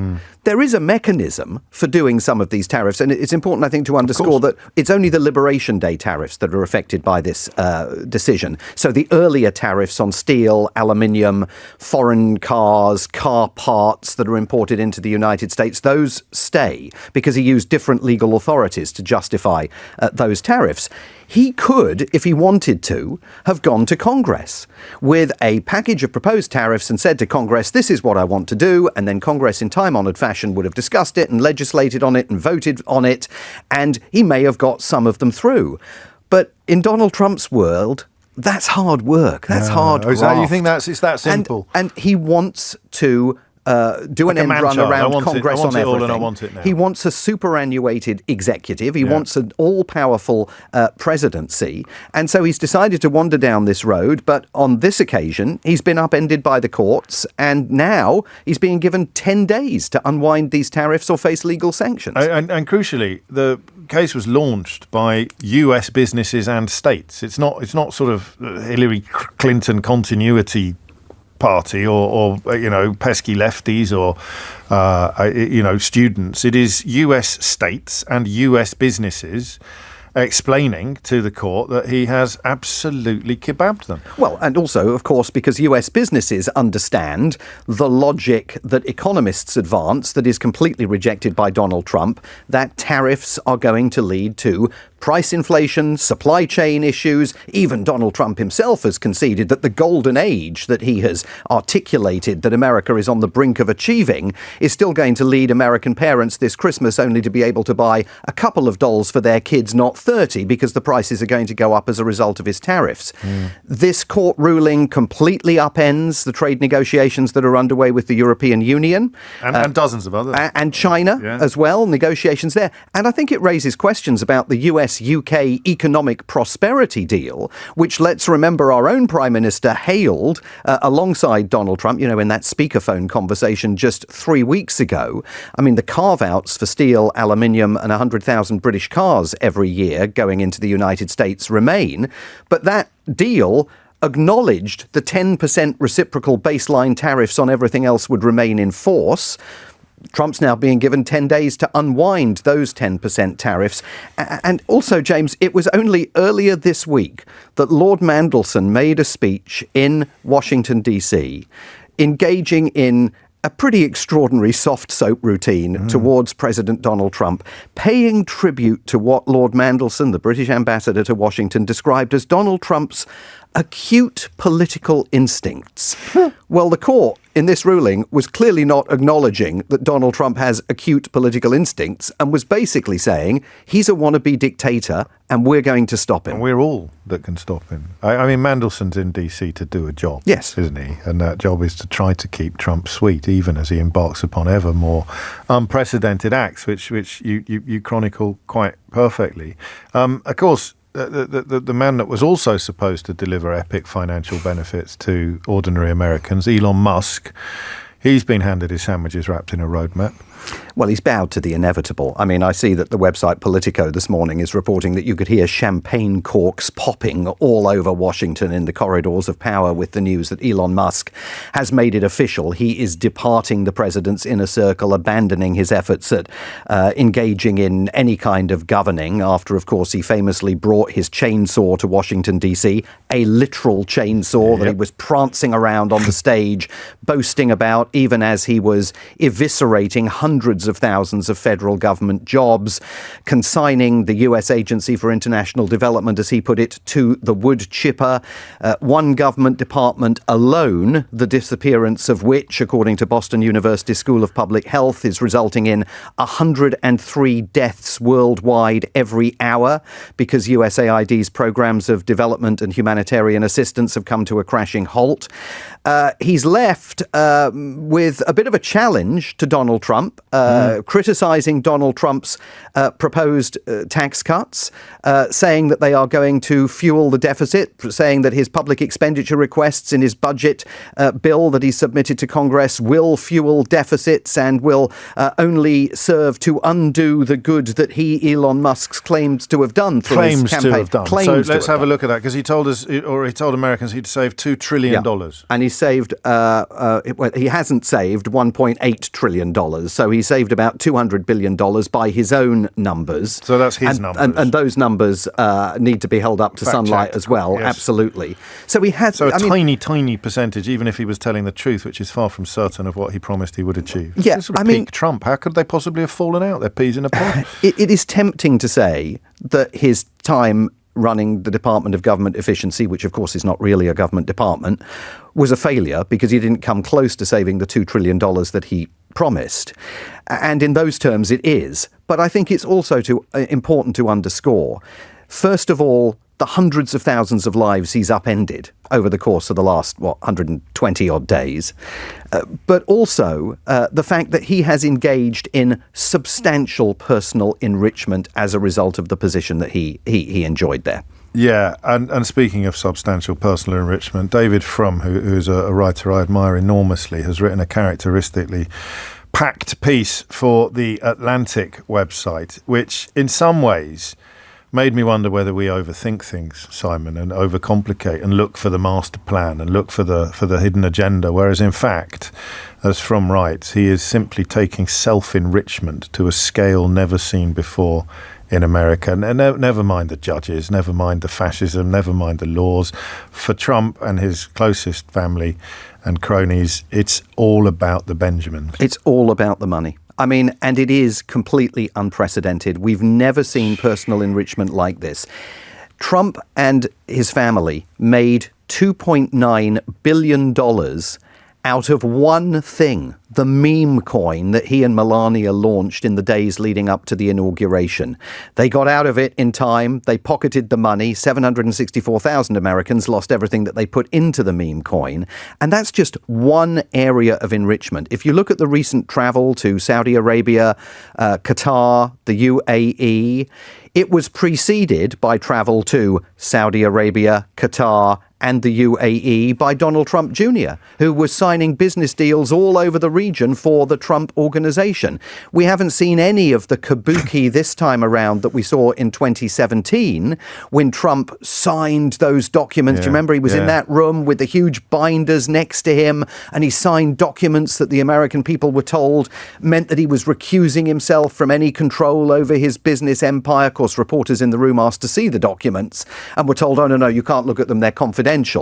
Many reporters in the room concluded that the documents, these binders full of paper, were actually blank pieces of paper, that there was nothing there. But at least they went through the kabuki. Feels like the good old days. This time round, not even a pretense. Oh, there you go, not jinx. A pretense. Padlock Absolutely. 1, 2, 3. Frum writes, nothing like this has been attempted or even imagined in the history of the American presidency. Throw away the history books, discard feeble comparisons to scandals of the past. There is no analogy with any previous action by any past president, and this bit really stings. The brazenness of the self-enrichment resembles nothing seen in any earlier White House. This is American corruption on the scale of a post-Soviet republic or a post-colonial African dictatorship. Well, it's a golden age for him and his family, and for the people in his inner circle, and to some extent for Elon Musk, who has secured all of these new contracts for Starlink, and of course SpaceX is at the centre of, NASA's efforts to try and get to Mars and all of that kind of stuff.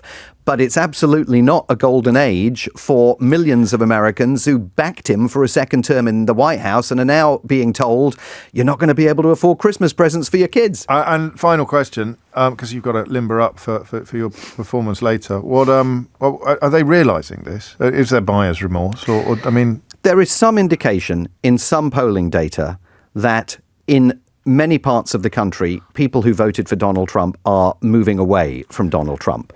But there is not data to suggest that that movement is happening at the clip the Democrats need in the key battleground states where the midterm elections are going to be fought next November and where 2028 is going to be fought or won, assuming we have a free and fair election in the United States, both next November and in November of 2028. Yeah.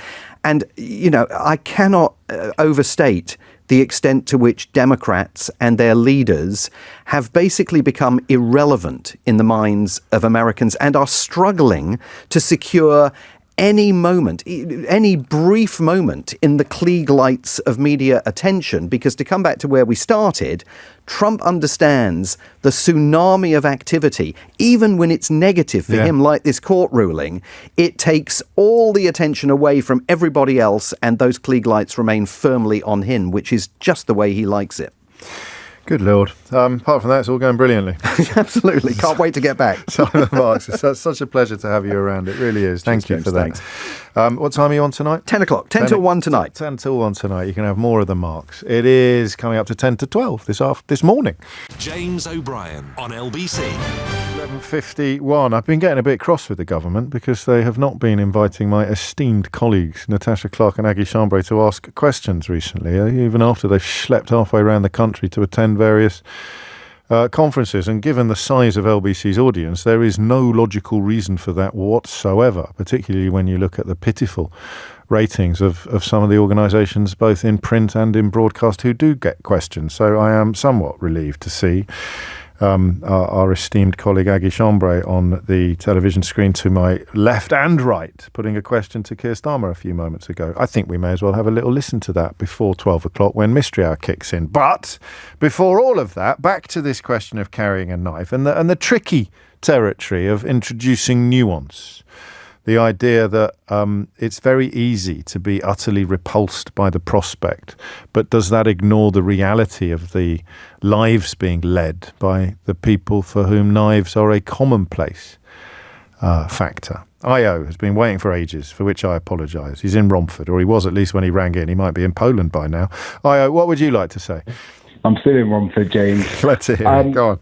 So I am repulsed by young people carrying around knives. I really am. It's something that, I try to encourage the young people around me not to do. I'm 42 years old. I grew up in Hackney, on the sort of like rougher side of town, should I say, yeah? Okay, yeah. But I watched a video on X. I bumped into a video on X a few weeks ago that made me actually sort of like change how I feel about it and actually distilled why a lot of these people are carrying knives. So it was a CCTV footage of a youth in a chicken shop with his girlfriend, I assume, right? They're eating chicken or whatever. And then two men walk into that chicken shop, both carrying large knives. Okay. He immediately pulled out a really big knife himself, and it looked like he practiced, to be honest, and he successfully sort of fended them off. Now, I was watching that video thinking to myself, if that was my son in that situation, I would want him to have that knife. And that goes But he'd against need to have the skills as well, wouldn't he? He would have to have the skills, but the truth of the matter is, if he didn't have that knife with him at all, he would have been killed. He would have been killed there. obviously I'm describing the video, but if you saw the video, I can assure you they meant to basically do him harm. Okay, now I don't know obviously the context of it. You need to. I mean, I'm not going to have an argument with you about this for two reasons. Number one, I don't want to, and number two, I haven't seen the footage. But it sounds as if they knew who he was. They knew each other. And they knew each other. Yeah. So your son presumably would automatically not be in that category of being involved in beef with knife-carrying gang members, or would he? I don't know. No, this is true. Well, then if he's going around carrying a knife, he's a crime not just waiting to happen, he's a crime being committed. But also, James, what I've also observed over the years of growing up is sometimes parents think that their children are upstanding members of society, and they are, they're getting on with things, they're doing well at school, all the rest of it. But they have no idea what the life that their child is living. Like, they have no idea whatsoever. They could have a gun in the house and they would have no idea.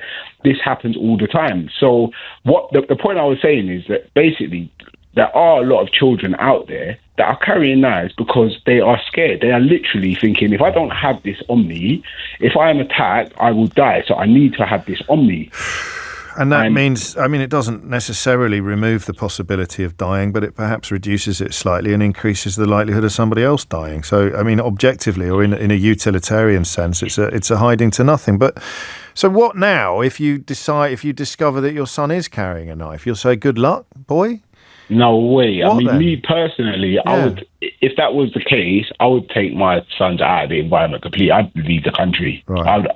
I'd honestly, if I thought that they were getting involved in that sort of thing, they'd leave the country. But having said that, James, this is an honest, true story. I've got a restaurant. Okay, I've got a Nigerian restaurant in Hackney, so I get all sorts of people coming in there, right? Sure. Now, I know for a fact that there was a parent that took their son to Nigeria because they were getting involved in knife crime, okay? Now, basically, when he went to Nigeria, he went to the British Embassy and told them that he was kidnapped, and he was like... We did a phone-in on this, actually. Yeah, not that specific case, but similar. Yeah, and he got brought back to the UK, and he ended up actually stabbing someone. Wow. And that is the truth of that. That is like a true story, which I'm telling you. I don't doubt it for a minute. Ghana as well is a popular place for people to take. You know what? Education, James, is the main thing. Let me tell you this, right? I grew up in Hackney and I have friends, that are in prison. I have people I grew up with in prison, and I'll tell you the difference between how it was then and now. Things like summer university, I got sent to go to summer university during school holidays. I'd be given this this book. You could go to computers, you could do dance, you could do anything for the whole 6 weeks. Like a summer school. And it was free, and it was provided by Tower Hamlets. I used to do that every single summer. During that time, I basically picked up computer skills, and fast forward 25 years later, I've worked all around the world as a software developer. Okay. Now, I don't know how you can measure that, but things like that do not exist no more. If I had to do the same thing for my 3 children during summer, I'd probably have to spend about 2, 3, 4 grand to get anywhere close to that. And I think these are the things that are not measurable, that you can't really say, okay, you stop this guy getting involved in this, or you stop this guy getting involved in that, because during his informative years, he was occupied with XYZ.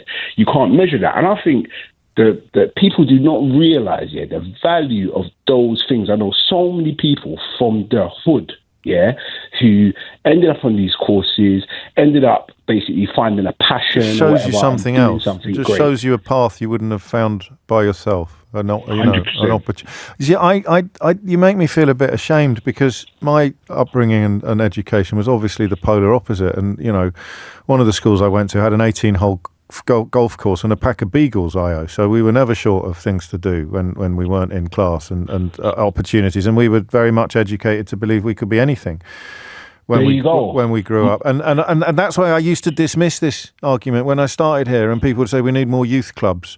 I just had this image of I don't know, the famous Five or Enid Blyton drinking ginger beer and playing table tennis. But in fact, of course, if you've got nothing to do, you're more likely to do something you shouldn't do. Exactly. I totally agree with that. It is such a massive, massive thing. And you know what? If anyone's listening who remembers Summer University, Tower Hamlets and all that, bring that back. Those were the best summers, of my life, honestly. Oh, that's amazing to hear. And I don't know the politics of it. I don't know who ended it or why it no longer happens. But goodness me, they're not going to get a better poster boy for it than you, mate. Seriously. It is just coming up to 12 noon. So, sorry to Noah, to Layla and Barry and a few others. I'm going to crack on. It's Mystery Hour next, and people hate it when we wait for that. But I do think we should just listen to... I can't really kick off about them not giving us a question, can I? If I don't then play out the question being asked by LBC's brilliant... Oh, I think Aggie's on the line. So, Aggie, over to you. Hello, James. Yes, I have just... Sir Keir Starmer has just finished speaking, and he did this press conference. A lot of it was to talk really about Nigel Farage and his fantasy politics, almost like Liz Truss, as he said. But I also asked him this question about this ad that has been up in Scotland, and it claims that Anna Sarwar wanted to prioritise the Pakistani community, and Farage made this defence of it on Tuesday, saying it was Sarwar that introduced sectarianism into Scottish politics. I asked Sir Keir Starmer for his response, and this is what he said. What we've seen with reform in Scotland in relation to this particular video is manipulation, and it is, as ever with reformer Nigel Farage, trying to divide people with a toxic divide and to poison our politics. And I think our politics is above that, and that's why I think it's absolutely right that Anna Sarwar has called this out for what it is. It is toxic divide. It is introducing poison into our politics, and that is exactly what turns people off politics. And that is why restoring trust to politics is so important to my project and the project of Scottish Labour. Thank you. So poison in politics, pretty strong language there from the Prime Minister. But as I say, a lot of this was about Liz Truss. A lot of this was about the economic competence of Nigel Farage. I did also ask him, James, whether or not he was elevating Nigel Farage, whether or not it was a good idea for him to be making a speech about Nigel Farage 4 years out from a general election. He didn't actually answer that one. It's a very good question. He probably doesn't have an answer. So the video is doctored, is it, to make it look like Sarwar is saying something that he hasn't actually said? So he doesn't say that. Anna Sarwar doesn't say that in the He doesn't say the thing that he's accused of saying. Right. No. Well, no, there it is. And basically, but Nigel Farage played out this ad at press conference earlier in the week when Natasha Clark, our political editor, asked him about it. So he obviously wasn't embarrassed and, as I say, launched this staunch defence of it on Tuesday. OK. Aggie Chambre, LBC's political correspondent, reporting from the northwest of England, where Keir Starmer has been delivering a speech. More on that, no doubt, later in the day on LBC, but it's Thursday, it's 12 noon. You know what that means. It's Mystery Hour after this. James O'Brien on LBC. It's 5 minutes after 12. It's your weekly opportunity to achieve the sort of satisfaction not ordinarily available anywhere else on your radio dial. There's a mystery bubbling away in the back of your brain, a conundrum causing you confusion, a riddle unsolved. And somewhere in the audience for this programme is the person who constitutes the answer to your dreams, the person who can provide you with the sort of satisfaction not ordinarily seen anywhere else on your radio dial. Someone will know the answer, and that is really what happens for the next hour. Someone asks a question, then someone asks an answer. I can only go so far in trying to make it sound like the best thing since sliced bread, but the true test is the true test of the pudding is in the eating, and it is rather special. You will, for example, almost certainly laugh out loud between now and 1 o'clock. And you will also come away at 1 o'clock with more knowledge than you have now at 6 minutes after 12. How useful that knowledge is, I cannot say. But it exists, and it is yours for the asking, for the taking, for the prizing.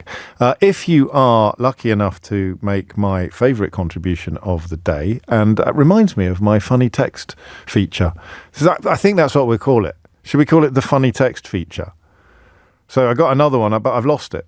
It was from, I think it was Sue, who was talking about the woke roundabout that featured in Woke Watch and said, well, we've had whataboutery, now it's time for roundaboutery, which I thought was really good, actually. I thought it was a lovely wordplay. So that is currently leading on my text, what did I call it? The funny text feature. That's my favourite funny text so far of the day, overtaking Mark, who texted much earlier to say we should bring Mark Francois back, or we should put Mark Francois in charge, not to save the Tory party, just for my personal entertainment. Well, mine too, actually, as it goes. 7 after 12 is the time. If you do make my favourite contribution of the day during Mystery Hour exclusively, then you will win a Mystery Hour board game. Full terms and conditions for that are at lbc.co.uk. If you want to get your hands on a Mystery Hour board game, then you need to go to mysteryhour.co.uk. What is not to like? It's all going on. I think we'll just crack on, shall we? 8 minutes after 12. There's 3 phone lines free. That always happens when I do something a bit different just before the 12 o'clock, because we went to Aggie. So there are 3 phone lines free. Some people are ringing in. It can get quite confusing. I glance at my screen wondering who's up next to talk to me about knife crime, and I see something like, I see a question about cucumbers. I think, what's that got to do with knife crime? But of course, it means that people are usually getting in there early on Mystery Hour. And quite a few of you, Timothy most obviously, picking up on a single line there in Thomas's news bulletin that me and Keith picked up on as well. I thought it was a felicitous choice of words when he talked about a bus taking off. Oh, well, that's one way round traffic jams, isn't it? That I mean, it's got a touch of the Back to the Futures to it. But if Sadiq Khan could introduce buses that take off, he'd probably win a 4th term in City Hall. 8 minutes after 12 is the time. Phone lines are open, and Josh is in Liverpool. Josh, question or answer? Hi, James, mate. I've got a question, please. If you don't mind, I just wanted to say, firstly, thank you for being a voice for the voiceless often. You're one of my idols. Oh, that's what a lovely thing to say, Josh. Thank you, mate. You're up there with my brother and Larry David. Wow, that is high, the highest of praise. Top man. Thank you. But my question was, when did we start celebrating our birthdays yearly? Because, I mean, I thought there's some, we obviously Jesus year on year, and maybe it's from that. But I've got friends from other cultures and backgrounds. Yeah. They don't, but they couldn't explain whether it was a religious thing or from the country. Well, they don't celebrate their own birthdays every year. Well, they do because they're born here, but to my friend's from Somalia, and he said he doesn't celebrate his birthday year on year, but I've got a lot of friends who are from different heritages and stuff who do celebrate their birthday yearly, but whether that's because they're so when did British. We start saying it's a really good question that I mean I can't believe we've not done it before because it's so good. Well, I've heard every single episode. Have you? Hour, and I've not had an answer. Blimey heck. I've not heard it come up. I think it's the first. Well, no, I mean it must be. When did we start celebrating our birthdays? Annually. We've done I tell you what we have done. Why do we start at 1 and not 0, as it were? So I can't remember what that one was. I don't know why I've introduced it into the conversation. It was going so. I'll just shut up now, Josh. Seriously, and I'll put your question on the board. When did we start celebrating our birthdays annually? Well, great question. 0345 60600973. I probably linked to literacy. If you can't read and write, then you can't really keep track of the date. You don't know when you were born. And if you don't know exactly when you were born, then you wouldn't be able to celebrate your birthday on an annual basis. But that's not going to be a definitive answer. What a lovely question. What a lovely compliment. Regards to your brother, Josh. Sounds like a top lad. Paul's in the Dordogne. Paul, question or answer? It's a question, please, James. Carry on, Paul. I'm sitting here in the sunshine in just outside Brive. Lovely. And I've been down to the local supermarket to pick up the baguettes and what have you. And the vegetable area is, as always in France, an utter delight. Millions of different choices of tomatoes and everything you could possibly wish. And the cucumbers are sitting there looking wonderful. So it's a cucumber-related question. Oh. And the thing is that none of them coated in plastic. And if you go into your local supermarket in the UK, it's quite a recent thing that you suddenly find, I'm old and decrepit, and I never used to find cucumbers covered in plastic. And now they look like giant condoms. You can't get them off. They sit there and they make a cucumber horrible. They're manky old things, aren't they? The sheaths for cucumbers. That's what they are here, but they didn't used to be. No. And so I'm wondering if it's a Brexit benefit. It is. Whether we're now able to coat cucumbers with plastic. No, the opposite. I think it is. I mean, people are going to shoot me for this, Paul, but you've led me down this. I think it is linked to Brexit. I grow cucumbers. I grow my own cucumbers. Yeah, so do we.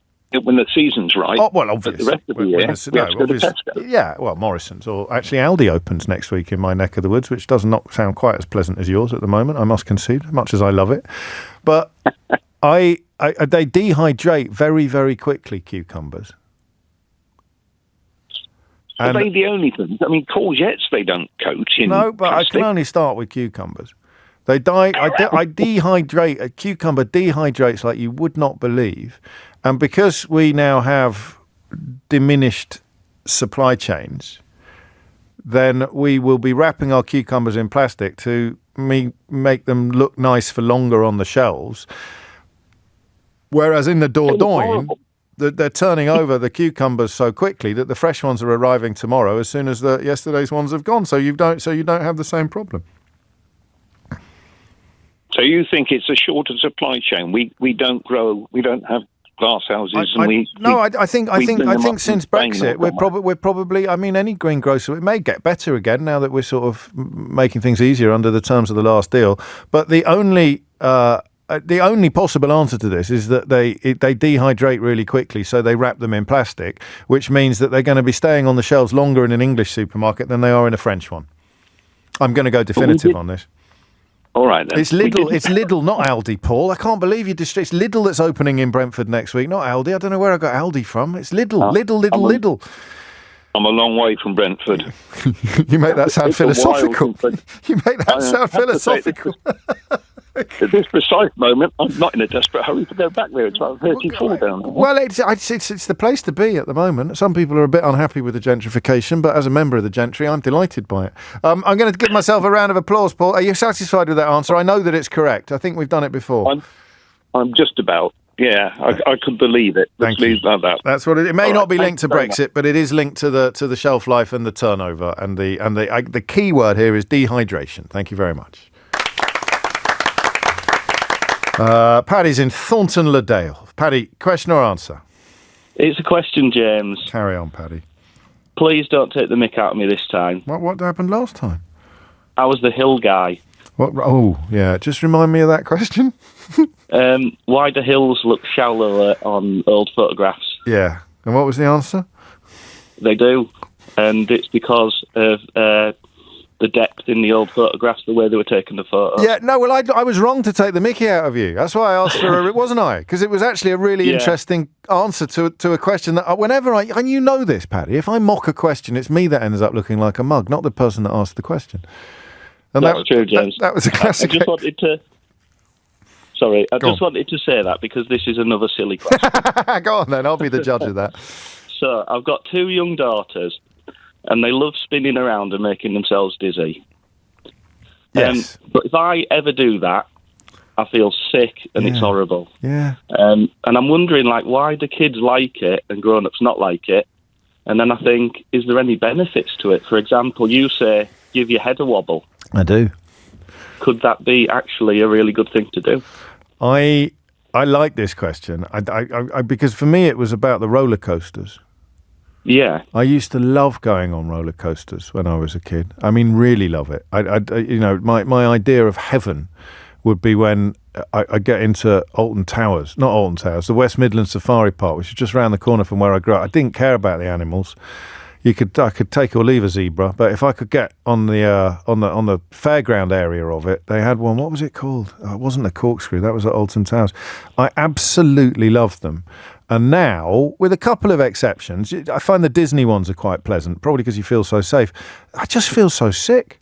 I go on a waltzer and I think I'm going to lose my lunch. And I used to act so something must change as we age to our balance or our ears. It's usually that part of the body, isn't it, that responds to dizziness. Yeah. And do you reckon you could practice it? Could you get better at it? Possibly. So roly-poly down a hill and feel awful on a Monday, but do it every day, and by the weekend you're fine. Sounds like a scientific experiment's needed. I'm not doing it. You're the one that you're our hill expert, Paddy. I'll leave it up to our resident hill expert. But that's another thing you do. You would enjoy it. Like he says, you do the thing with the broom. Remember, you spin around with the broom and then you fall all over the place. You think it's hilarious. Now you just feel rotten.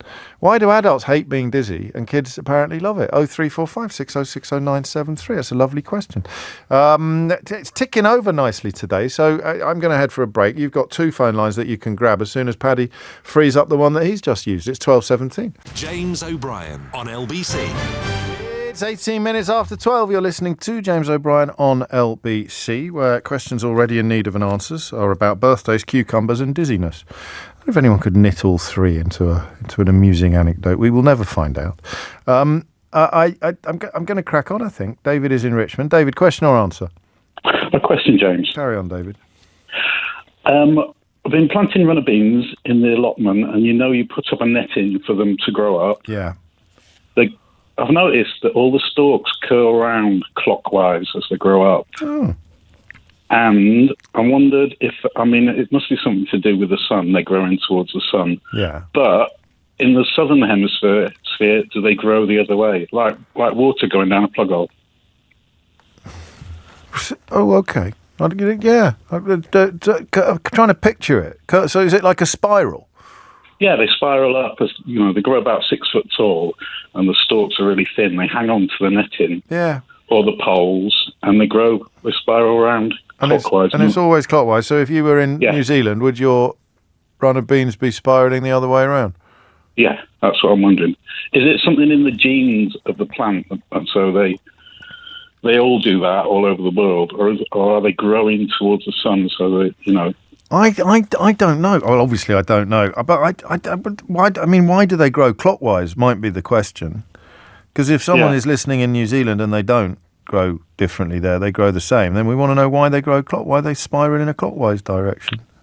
Yeah. I'm getting very chill about mystery hour these days. I used to be very strict, David. I used to have all sorts of rules in place, but over the years I've both mellowed and forgotten them. So now I'm happy to have both of those running at the same time.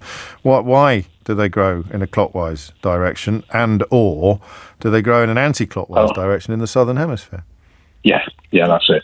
Thank you, mate. 21 minutes after 12 is the time. Steve's in Salford, but my sister is in Kidderminster, and both of them have been in touch to tell me that the roller coaster I was thinking of was the Cobra.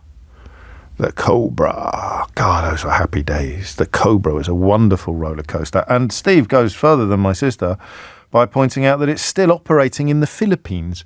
I did know that. I haven't checked recently, but I do remember when it got taken down from West Midland Safari Park and exported to an amusement park in the Philippines. Who knew that there was a market for second-hand roller coasters? But there is. So, yes, it was indeed the Cobra. Well done, everybody. And a couple of clarifications on my question about being able to take or leave a zebra. Bruce and Graham would like me to point out that you are not actually allowed to take zebras from West Midland Safari Park or anywhere else, I think, is probably the case. It was just a figure of speech. Mick's in Basingstoke. Mick, question or answer? Hi, James. Long time no speak. It's a question. Go on, mate. It struck me that why is Liverpool called Liverpool when the most famous building in the city is called the Liver Building and not the Liver Building? Liver. Is it a river? Is there a river liver? A liver river? Gives me a shiver. Don't dither. No, it's the Mersey, isn't it? No, I know it is the Mersey, but that's not the only river in the world. I mean, what is a Liverpool? It sounds a bit Anglo-Saxon, that, doesn't it, pool, when it's in a word. So what's the liver bit of the pool, the Liverpool? Yeah, why isn't it Liverpool? Well, it may have been to start with. If it was the liver, it's the liver birds as well, isn't it? The liver. It's the liver birds, yeah. So why, Liverpool. Often words just soften over the years, don't they? Liverpool is much easier to say than Liverpool. Yeah, I guess. It is. I mean, try it. Liverpool, you got to change your mouth like that. Liverpool. I don't know. Hey, calm down. I will try. I can find out for you. So it's the Liver Building and the Liver Birds, but it's Liverpool. Why? Yeah, that's it. Liver and onions. Okay, you're on. Thank you, mate. I like it. 12:23 is the time. Dawn is in Lee in South London. Dawn, question or answer? I've got an answer for you, James. Thank you, Dawn. It's to the question of why do we feel dizzy as adults, but we don't feel dizzy as children? Well, it's not so much that as why we hate it when we're adults and we love it when we're kids. Okay, well, it's because when you're a kid, the fluid inside your ears is very thin. Is it? So it's a bit like water. So if you turn a bottle of water upside down and then you turn it back the right way up, the fluid in your ear, the water in the bottle, goes straight back down where it came from. Yes. So it can be twisted upside down and the right way up a dozen times and there's no lasting impact. As an adult, the fluid in your ears is much thicker. So it's like really thick honey or treacle. And when we're turned upside down, it takes a long time for that fluid to be displaced. And while that fluid is moving, we feel a bit unsteady and a bit out of sorts. When we then turn it back the other way up, it feels a long time for the fluid to then come back and settle.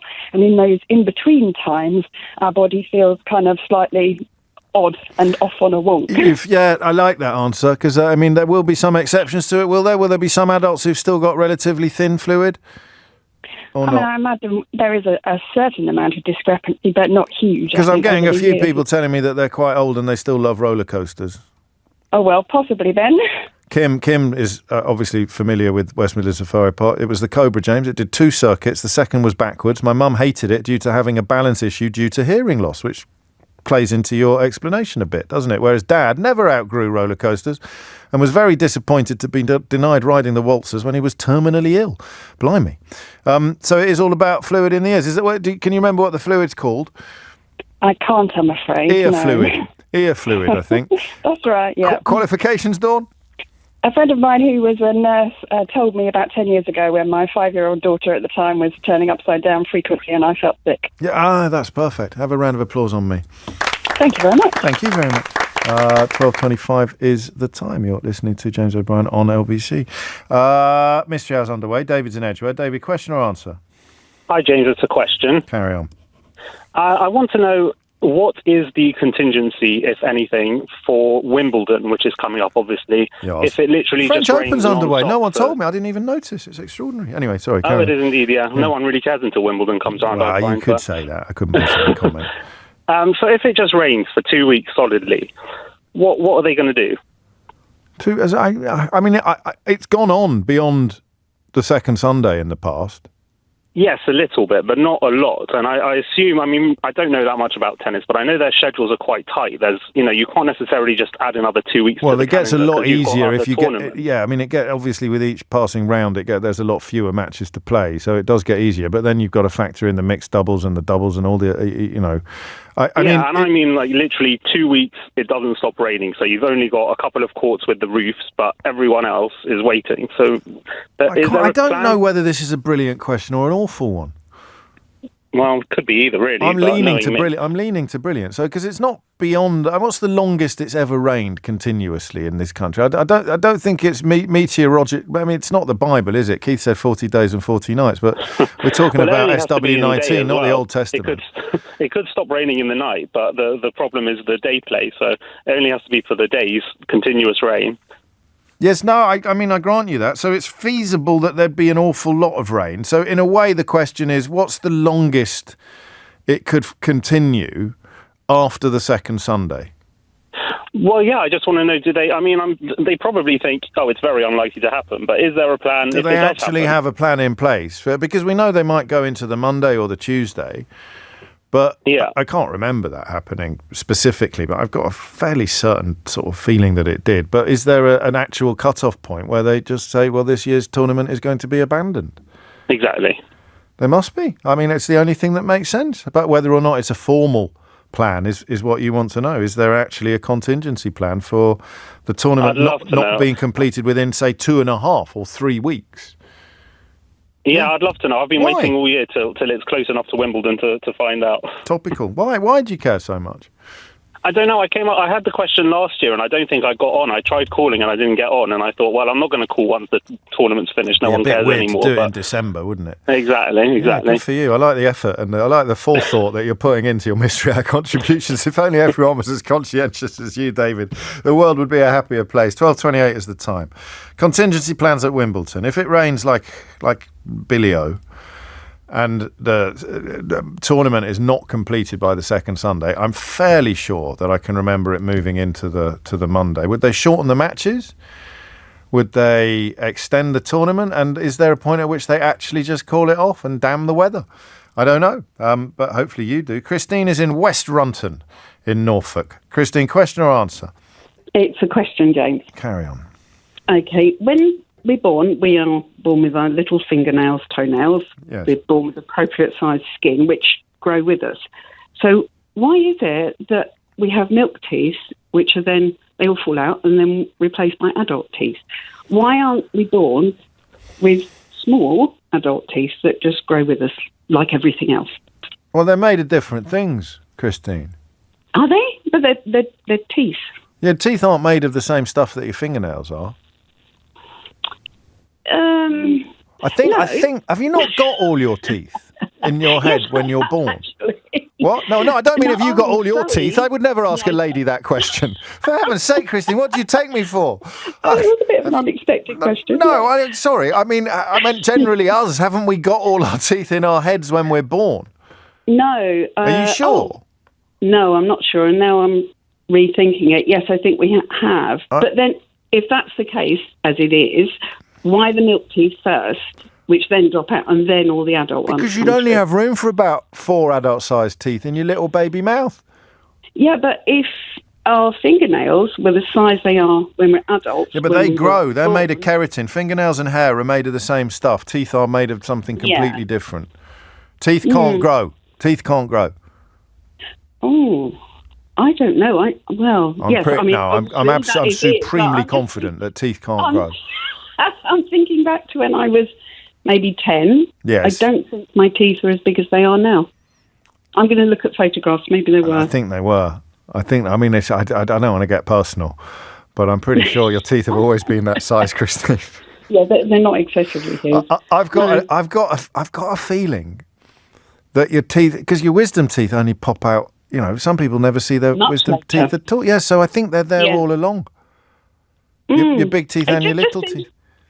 Yeah, it just seems a funny way to do it. It seems a bit wasteful, if you like. Yeah, I can bore for England on the evolutionary failure of teeth. I mean it. Because the idea, you could die of an infected tooth not that long ago before they discovered penicillin or antibiotics or whatever it was. Bones grow, but teeth don't. 100% certain. 90% certain that they're already in your head when you're tiny, and you just need. So, I mean, when you get really old, it's a long way off for you, Christine. Then your gums might recede and your teeth will look bigger. Helen points out, but I'm pretty sure that that they come through. That they're all along. Anyway, what's the actual question? Well, that was it. Why bother with the milk teeth? Really, why not just go with the adult teeth? Because you wouldn't be able to fit them in your mouth. Well, exactly. Now that I've thought it through... Oh, this is where mystery hours at its best. You'd have about 2 molars and a single canine, wouldn't you? You would. You'd look like a gerbil. All our babies would look like gerbils, so we wouldn't look after them, and the species would die out. That's evolution, that is, Christine. Yeah, I'll take that. They're not bone. Teeth aren't bone. They've got enamel on them and stuff. Right, you're on. I mean, someone else can explain it better than I have, but the fundamental answer will contain the knowledge or the fact that the big teeth are there even when the little teeth are showing. And that's the bit I've completely forgotten. Overlooked. Yeah. And before you go, have you got all your teeth, Christine? Yes, I have. Not the wisdom teeth. They've gone. No, fair enough. Just as well. Yeah, no, they can be an absolute horror show. 12:32 is the time. Thomas Watts has your headlines. James O'Brien on LBC. 12:35 is the time. I'm being inundated with images of children's. God, I've gone almost as Partridge as Robert Jenrick now. I'm being inundated with pictures of children's skulls, but I am because some of them contain 3 layers of teeth. So you've got the skull of a child, and the teeth that would have been visible while the child was alive are there, but given that forgive me, spoiler alert, all the skin has wasted away and rotted away because it's a skull from a skeleton. There's all the grown-ups over there. It's true. It's all there. The teeth are all there. It's an evolutionary nightmare, teeth. I've said it before and I'll say it again. It's not my most popular position, I grant you, or indeed my most interesting insight, but I find teeth an evolutionary nightmare. It makes no sense. Everything else has evolved much better than teeth. But stop sending me pictures of children's skulls, all right? Please. 12:36 is the time. Here are the questions that need answers. When did we start celebrating birthdays annually? We've done the cucumbers. We've done the dizziness. Why do runner beans grow in a clockwise fashion or do they grow in an anti-clockwise fashion in the Southern Hemisphere? Why is it liver birds and liver building but not liver pool? And imagine that it rained biblically for the fortnight where Wimbledon is scheduled. Is there a contingency plan in place for calling the whole thing off, extending the tournament, or just accommodating that? What happens if it is impossible to play for most of every day or all of every day? Is there a contingency plan in place? 0345 6060 973 is the number you need. And it's 12:37, so there's plenty of time to get another question on the board as well. Elliot, I said Skellington on purpose because I thought it was charming. I know that it's skeleton, obviously, but I thought it was charming to say Skellington. I didn't realise it would pique the pedant in you. Sam's in Glasgow. Sam, question or answer? I think I've given you a curveball by phoning from Glasgow, but hopefully the accent gives it away. I think we know where we're going with this one. The answer to the Liverpool question. Yeah. So it's because there's two etymologies for the words that are actually not related to each other. So people see liver and liver and then assume that it's the same comes from the same place. Yeah. So Liverpool, I think the original name was something like Leopold or Liverpool, and it basically translates to pool being wetland and then liver being something like muddy. It's not the best name to come up with a city, but that's originally why. None of them are, I don't think, but that makes sense. No, exactly. Well, so the area that's now the waterfront was very swampy, and it was covered in wetlands and bird life. So if you actually research a cormorant, it looks identical or almost identical to a liver bird, or the image of the liver bird. It is the bird of Liverpool, the liver bird. But and also an answer to a question that hasn't been answered, our neighbours to the east of us used to call it Liverpuddle as an insult, which is why we're called Liverpudlians as opposed to Liverpolitans. Liverpolitans is nice. We should try and get that trending. What's the etymology of the bird then? So lither with a TH would be liver, Liverpool, the pool of liver. Yeah. So if you look at the bird or an image of the liver bird, it's always got something in its mouth. Now, more modern pictures of the liver bird will have it with an olive branch, which you can imagine where that comes from. Comes from, the peace dove. They've added that in to, I guess it kind of add to the mystery of it. But all the original birds, and I think the statues on liver birds are the same, they have leaves in their mouth, which is seaweed. Yeah. Now, what's seaweed in Welsh? Oh, lava cake. Yeah. Lava. So that's where it. So that's. Are you sure? Yeah. Yeah. Qualifications? I'm from Liverpool, and I'm quite sad. And look up these. It's not things. sad at all. It's not sad at all. I love it. Yeah. So that's the original. So it's two different etymologies. It's not that one that they did used to be the same. And the liver building is named after the liver birds, I think. Yeah, exactly, because it's got the two birds on it. One's called I'm going to forget their names. One's called Betty, and the other one's called something else. And one's looking into out to the city, and she's female, guiding in the ships like it's children, and then the male's looking into the city to see when the pubs are open. A round of applause for Sam. The Scouse Glaswegian. 12:40 is the time. Thank you, mate. I love that. Jordan's in Canary Wharf. Jordan, question or answer? I have a question, please, James. Carry on, Jordan. Why are most public bathrooms push to open to get in? To get in. Yeah. But you have to pull the handle to leave. I feel like from a hygiene point of view, if it was reversed, you could pull the handle to enter, but once you've been to the toilet, washed your hands, you only have to push the door. You don't have to grab the handle. Because obviously some people don't wash their hands after they go. Well, I think it's. I mean, it's not specific to facilities. It's a question that's relevant to all doors, and if it opened outward, then you'd smack someone in the face without them being able to know when you were on your way out of the carsy. Yeah. What do you mean, yeah, like that? I mean, it's obviously true. Yeah, I guess so. Yeah. And on a cubicle by cubicle basis, the same is even truer, isn't it? Because you're standing outside waiting for a cubicle to become free, and it's a bit crowded in there, and someone pushes open the door, and you get hit in the face. Also, you need to be able to kick it in case someone's hiding in there. Some ne'er-do-well is hiding in there, having a smoke or something. You got to be able to kick in the door.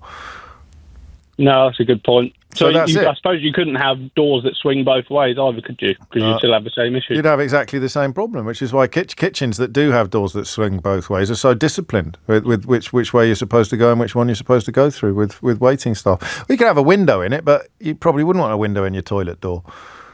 Yeah. For reasons that I don't need. So there you go. That's a classic answer, I think, to a decent question. Oh, thank you very much. Oh, thank you very much. Round of applause for me too this week. Some weeks back in the day, I used to do all of them. I used to have a crack at all of them, and I'd award myself rounds of applause like they were going out of fashion, but not anymore because I'm a lot more modest these days. Thank you, Jordan. Steve's in Menorca. Steve, question or answer? Yes. What? It's a question. Sorry, it's a question. That's all right. Carry on, Steve. Okay, so why is it, or can you explain to me why only cousins seem to be non-gender specific? So you have sons and daughters, you have aunts and uncles, stepdads, stepmoms, mums, dads, they're all gender specific. Nephews, nieces. Why are cousins the only one that I can think of that aren't gender specific? And I think the Liver Birds, the gentleman before, I think the other name was Bertie. Was it Betty and Bertie? I think so. That's nice, isn't it? I was a scouser in Menorca on holiday. I think I'll point that out here. Big fan of people who listen to Mystery Hour on holiday. I can think of nothing finer. It's too hot to be walking around, to be fair. I don't want to ruin your day, but it's 31 degrees. So mate, I'm not jealous at all. I played tennis yesterday. No. It was quite hot enough for me. I'm not built for 31-degree weather, Steve. Nor am I. The Irish... Northern European ginger lad, mate. I'm not far behind you. I tell you, it's the Irish in me. Doesn't got nothing to do. Well, lovely to keep you company on your hollybobs. There we go. Why? Yeah, all right. So cousins. It'll be a derivation question, a bit like the Liverpool question. Why do cousins not have a gender specific? You don't say, oh, he's my cousin. Oh, boy or girl. You don't say it's my niece, boy or girl. So there it is. I like it. 03456060973. Cousins, Wimbledon, runner beans and birthdays. Sounds like a poet. Cousins, Wimbledon, runner beans and birthdays. I did the teeth, I think, didn't I? I gave myself a round of applause. Oh, no, I didn't. Was it Christine's question in West Runton? Lovely part of the world, West Runton. I don't know if you know it. It's in between Cromer and another North Norfolk seaside town. It'd be in between Cromer and not Fakenham. What's the one I'm thinking of? Not Lynn. Lynn's miles away. But anyway, it's on that coast near Cromer. A beautiful part of the world. The teeth. The question about teeth. I think we answered it. I think actually the pictures have answered it. The pictures of skulls with lots of thingamies. Pardon?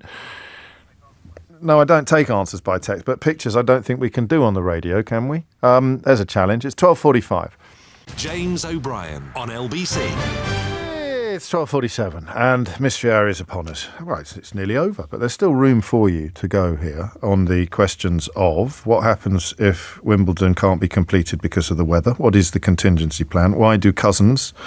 Look, you could say siblings, actually. Siblings doesn't have a gender specific, does it? But it's different because you would say brother and sister. So you can break siblings down into genders. You can't break cousins down unless you say boy cousin and girl cousin. They don't have their own word that conveys gender. I've posted a picture of... This is going to sound a bit weird if you're just tuning in.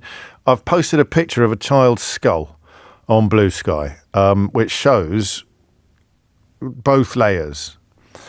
So, it's actually pretty weird to see, is the short answer, or the long answer, I don't know which, but you've got the baby teeth. This is Christine's question about teeth. You can see the baby teeth, which would have been visible when the child was alive, and then you've got this weird, bank of big teeth that would only have pushed through. It is indeed terrifying. I don't look at it if you're a bit, fragile, if you're easily spooked, because I can't believe I've never seen it before, presumably because usually the teeth disappear. In a skull, the bone will remain, but the teeth won't. So somehow the teeth have remained here, and you can see the milk teeth I don't know why I'm pointing at my own face when I do this. You can't see me. But if you go on my Blue Sky account, you can see the skull that I'm referring to. So they'll be replaced automatically later with permanent teeth. And that does answer Christine's question, but it's not in a way that I could do with words. Why is that so scary? The producer wants to know. I don't know. I think skulls are quite scary anyway. And they remind us of death, obviously. But also, it challenges some subconscious preconceptions about teeth. No one walks around as a child realizing that they've got a head full of grown-up teeth.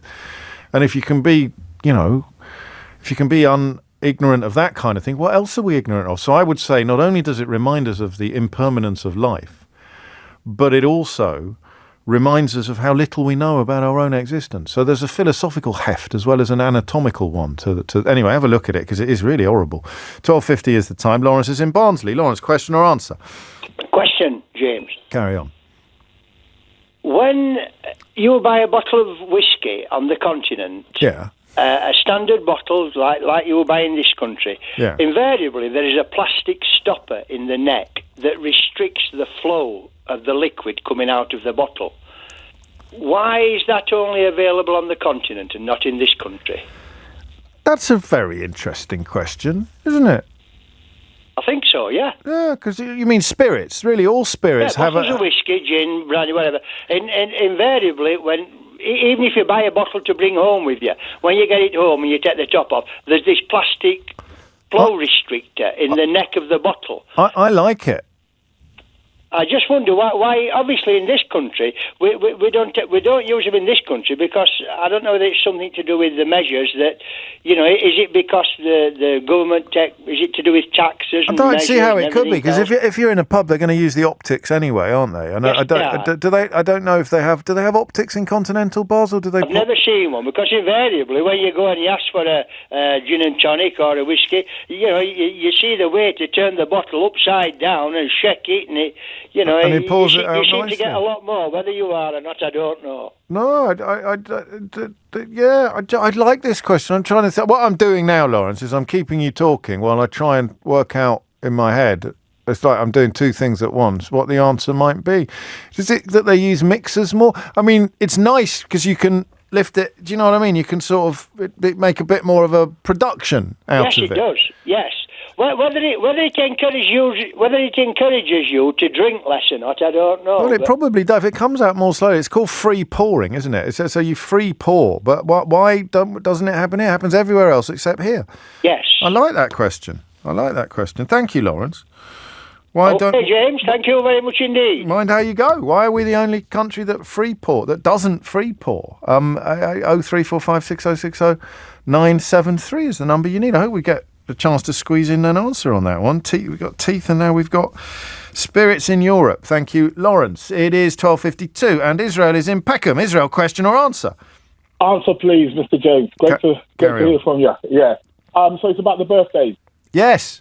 Okay, so the earliest, in terms of written history, the earliest documentations we have go back to ancient Egypt, round about 3000 BC. They still have inscripted on one of the walls of Ramesses the Great, Ramesses II, where his birthday was marked, and obviously the people in the community and the society would obviously celebrate that. So birthdays were originally for kings. Originally, to be quite honest, they were actually for deities. So it was a form of worship. That's why if you go to most of the old ancient temples, you find that they're always situated around the summer solstice and stuff like that, and orbits of the sun. And then it got onto the pharaohs, the kings. So the oldest one we have is ancient Egypt. Then you have the Babylonians also participating, and then it went into Greece and then Rome and then so on and so forth. The early Christians were actually against celebrating birthdays, but because it tied in again with the concepts of deity and Jesus Christ being born, then they later then accepted it. But early Christianity actually rejected it. But there's actually older evidence that shows that older cultures, such as the Dogon in West Africa, the Yoruba in West Africa, South Africa, where they have celebrations which are, again, tied in with deity, connected with maybe a particular time of the year. Yeah.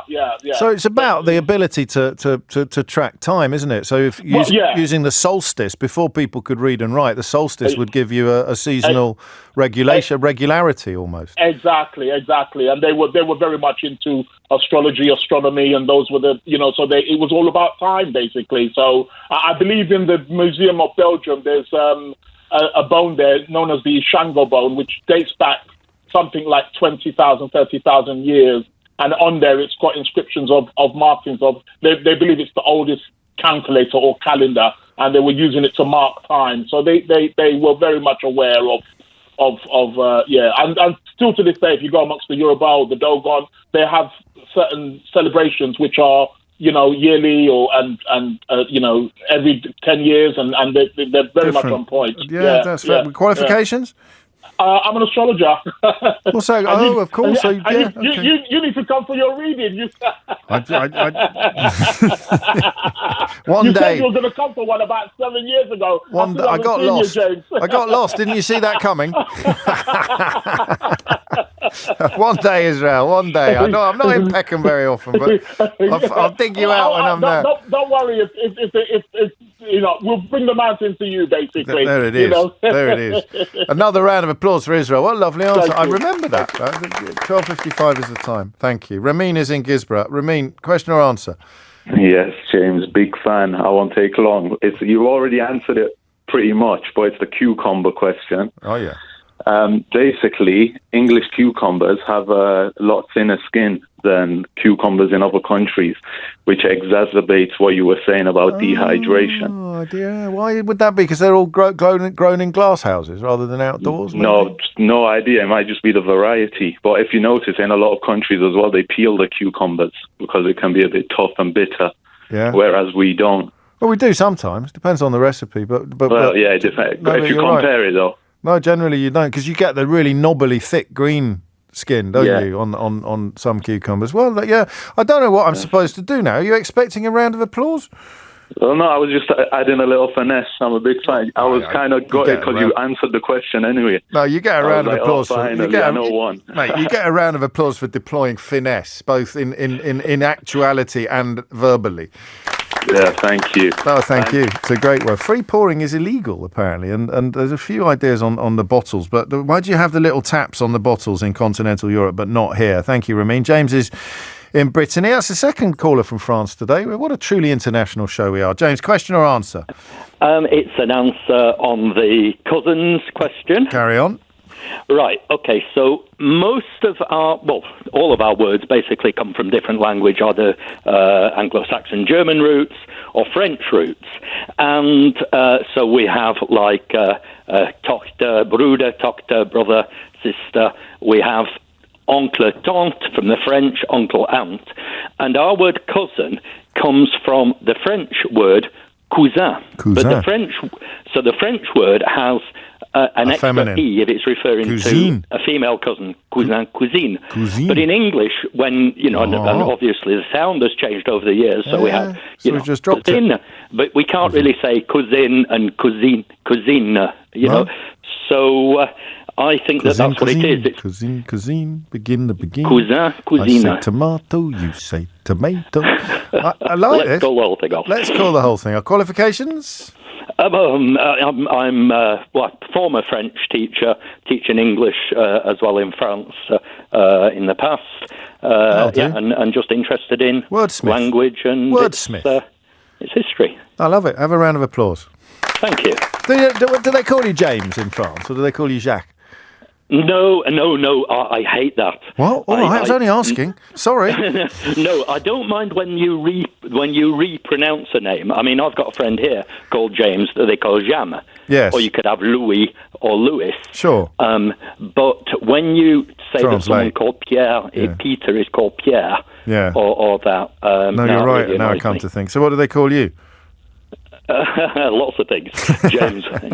James. So my Greek friends call me James. James. Well, they probably would. James. I love that. Did I give him a round of applause? Yes, you've already had it. Give me another one. Israel. Israel gets the board game in Peckham, and that is it for today, and indeed for a fortnight, because I'm not here next week, which means that there won't be another Mystery Hour for 2 weeks. If you missed any of today's show, you can listen back on Catch Up on both. I'm here tomorrow, though, don't panic. On both Global Player and the LBC app, where you can stay up to date on all the top stories and opinion. You can put your news categories in the order you want. You can pause and rewind live radio, and you can listen to a dizzying range of podcasts. Download the official LBC app for free from your app store now. Ben Kentish in for Tom Swarbrick this week, which means Simon Marks is in for Ben Kentish. But either way, Sheila Fogarty's here now. I'm here for myself. Thank you and for everybody else. Yeah, me, myself, and I. James O'Brien on LBC.